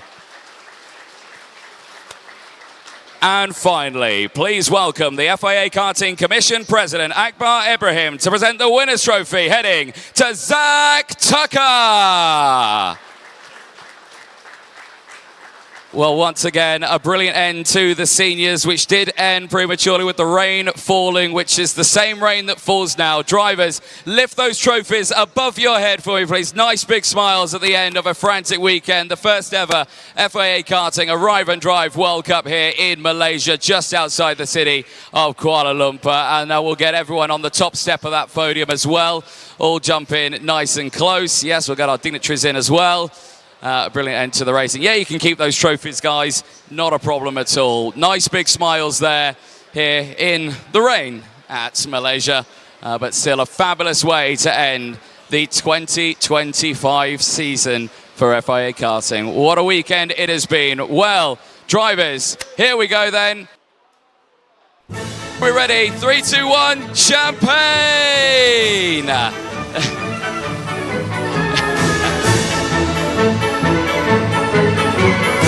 Absolutely superb, and for all of these drivers, a great run. Zach Tucker, a great race for him, for Nerd Nilsson and Oscar Goodshow. Zach, come on down. Feel like I'm a game show host now. Zach, come on over. Well, Zach, we spoke at the start of this weekend with you on pole position at the end of time qualifying. Did you ever think that pole would accumulate into a P1 win here in this final? Yeah, you go over all the theoreticals in your head, but it's pretty crazy to be standing here. Certainly must be. Tell us, though, the start of this final, we spoke to you there as well, and you said you were quick in the dry. You weren't looking forward to see if there was going to be any rain. That rain ended up being your saving grace there, because it finished early under that red flag. But tell us, are you happy for the rain now? Yeah, I'm pretty...